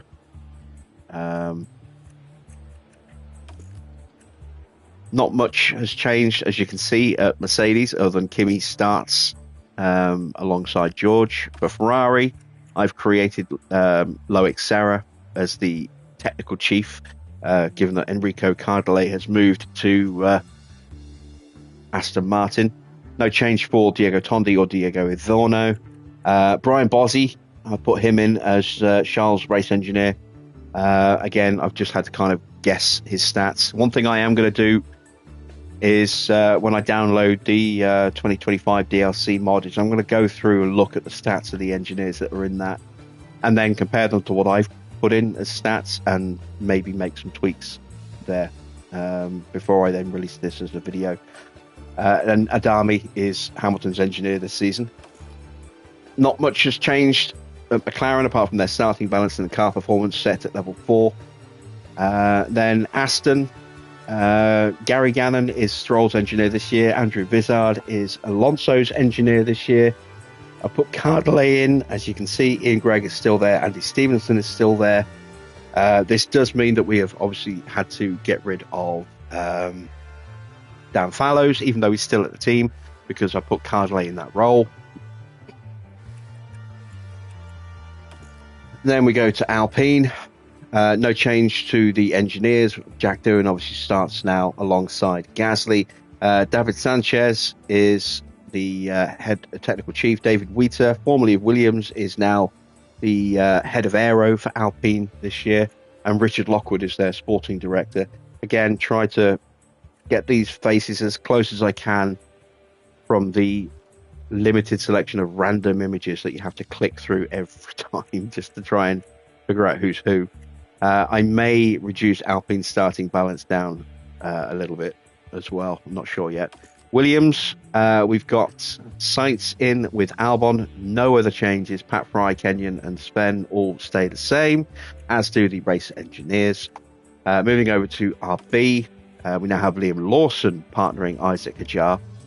No changes to the key staff there, but a new race engineer, which was for Yuki and is now for Liam, and that's Ernesto Desiderio.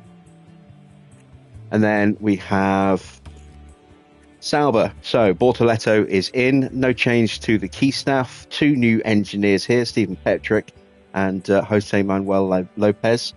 Those have both been created, and I've put the nationalities in as best I can as well. So there you can see from the United States. I put him in as a rookie and a newcomer because I don't really know much about this guy. Again, just put him in with lowish stats because he's not the oldest fella. He's only 35 years old, so not a huge amount of experience. Same for Lopez, who was at McLaren before he took the role as Bortoletto's race engineer. And then we go to Haas. Haas have actually signed a German female engineer this year as Esteban Ocon's race engineer, Laura Muller. So put her in. Ronan O'Hare is in for Ollie Behrman. And then no changes here either. So that is what I've put together as a kind of a template.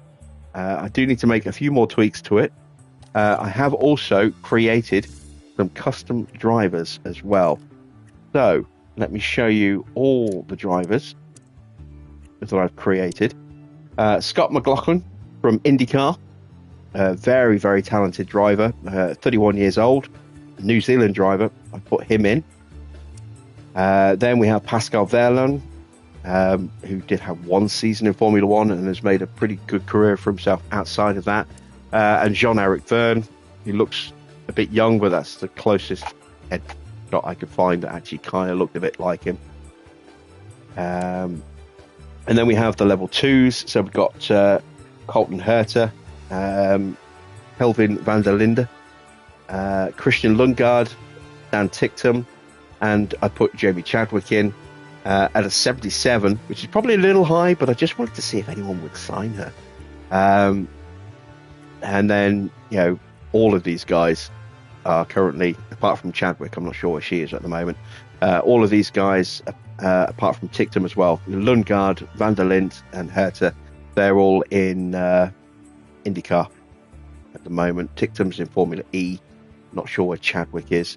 And then that is it. So I've got 8 custom drivers that I've created. So you've got an American, South Africa, but he also has dual nationality. Christian Lundgaard is Danish, I believe. Yep. Dan Ticktum, English, as is Chadwick. Pascal Wehrlein is German. Jean-Eric Verne is French. And Scott McLaughlin, as I said, is a Kiwi from New Zealand. So that is kind of what you can do with this new customization option. I will give this a little play test over the next couple of days as well in terms of the car performance and see how balanced the front 4 teams are and how much of a gap they have to the midfield by being that extra step. And then I may, as I say, I may yet add in a couple more drivers, but all of the staff are there. So in terms of staff that are available to choose from,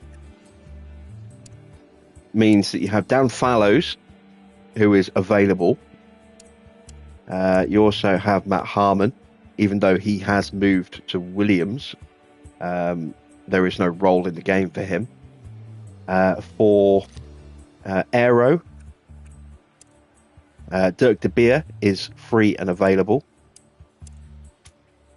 because he retired. He resigned from Alpine before the start of last season. And then for sporting directors, you've got Julian Rouse from Alpine because he's not the sporting director there anymore. And then for race engineers, you have a few to choose from. So Mark Slade, Javi. If you're going to do a Cadillac team, Javi is a perfect choice because he is actually working for Cadillac in, I think, their endurance team at the moment. So that would be a natural fit to draft him over to the Cadillac F1 team. Hugh Bird is still at Red Bull, but is no longer a race engineer. He's been moved elsewhere. You've also got Ben Michel and Chris Cronin, Matthias Spinney, Alex Chan, and Andrea Benisi as well. So you've got a nice selection of engineers to choose from with this sort of template I've been building that will have voice lines. And that's obviously the same across both 1 and 2 there. And of course, you still have space to add in more if you wanted to. If you wanted to create very specific drivers to yourself, then you've got plenty of slots left on this. There's still 14 available slots to create a new driver. There's still 9 slots available for a technical chief. There's 10 slots available for a head of aero. 9 slots for a sporting director. And in terms of engineers, there's still 14 slots available there as well. So, yeah, you could really kind of go to town with this if you wanted to. But this is the template that I've been putting together. And I'd say I'll post a video with the details. I'll try and, if I can, do comparative headshots of what they look like in real life compared to the images that I selected. But there you go. That's what I've been busy with in the background over the last week or so. And that's why I forgot to eat today, because I was busy making some final changes, adding in some additional drivers. So we have reached the end of tonight's stream, the end of Season 5. We will be starting Season 6 tomorrow, the usual time, 8 p.m. So hopefully I will see you there. And who knows, some of those driver changes that we saw when we were bouncing around looking at other teams' facilities will be different. Some of those facilities may even get upgraded before the season starts proper in March. Who knows? We have got our all-Italian lineup, though, and we haven't looked at our own car yet, so we don't know how good it is compared to the rest of the grid. We haven't looked at any of the performance indicators. We haven't looked at the full calendar yet. That'll all be stuff to explore tomorrow as we work our way through pre-season and into the first race, which appears to be Silverstone. So hopefully I will see you there tomorrow. Until then, that's it from me. Thanks for watching. I'm Jim Bob, and I'll be back with more F1 Manager very soon.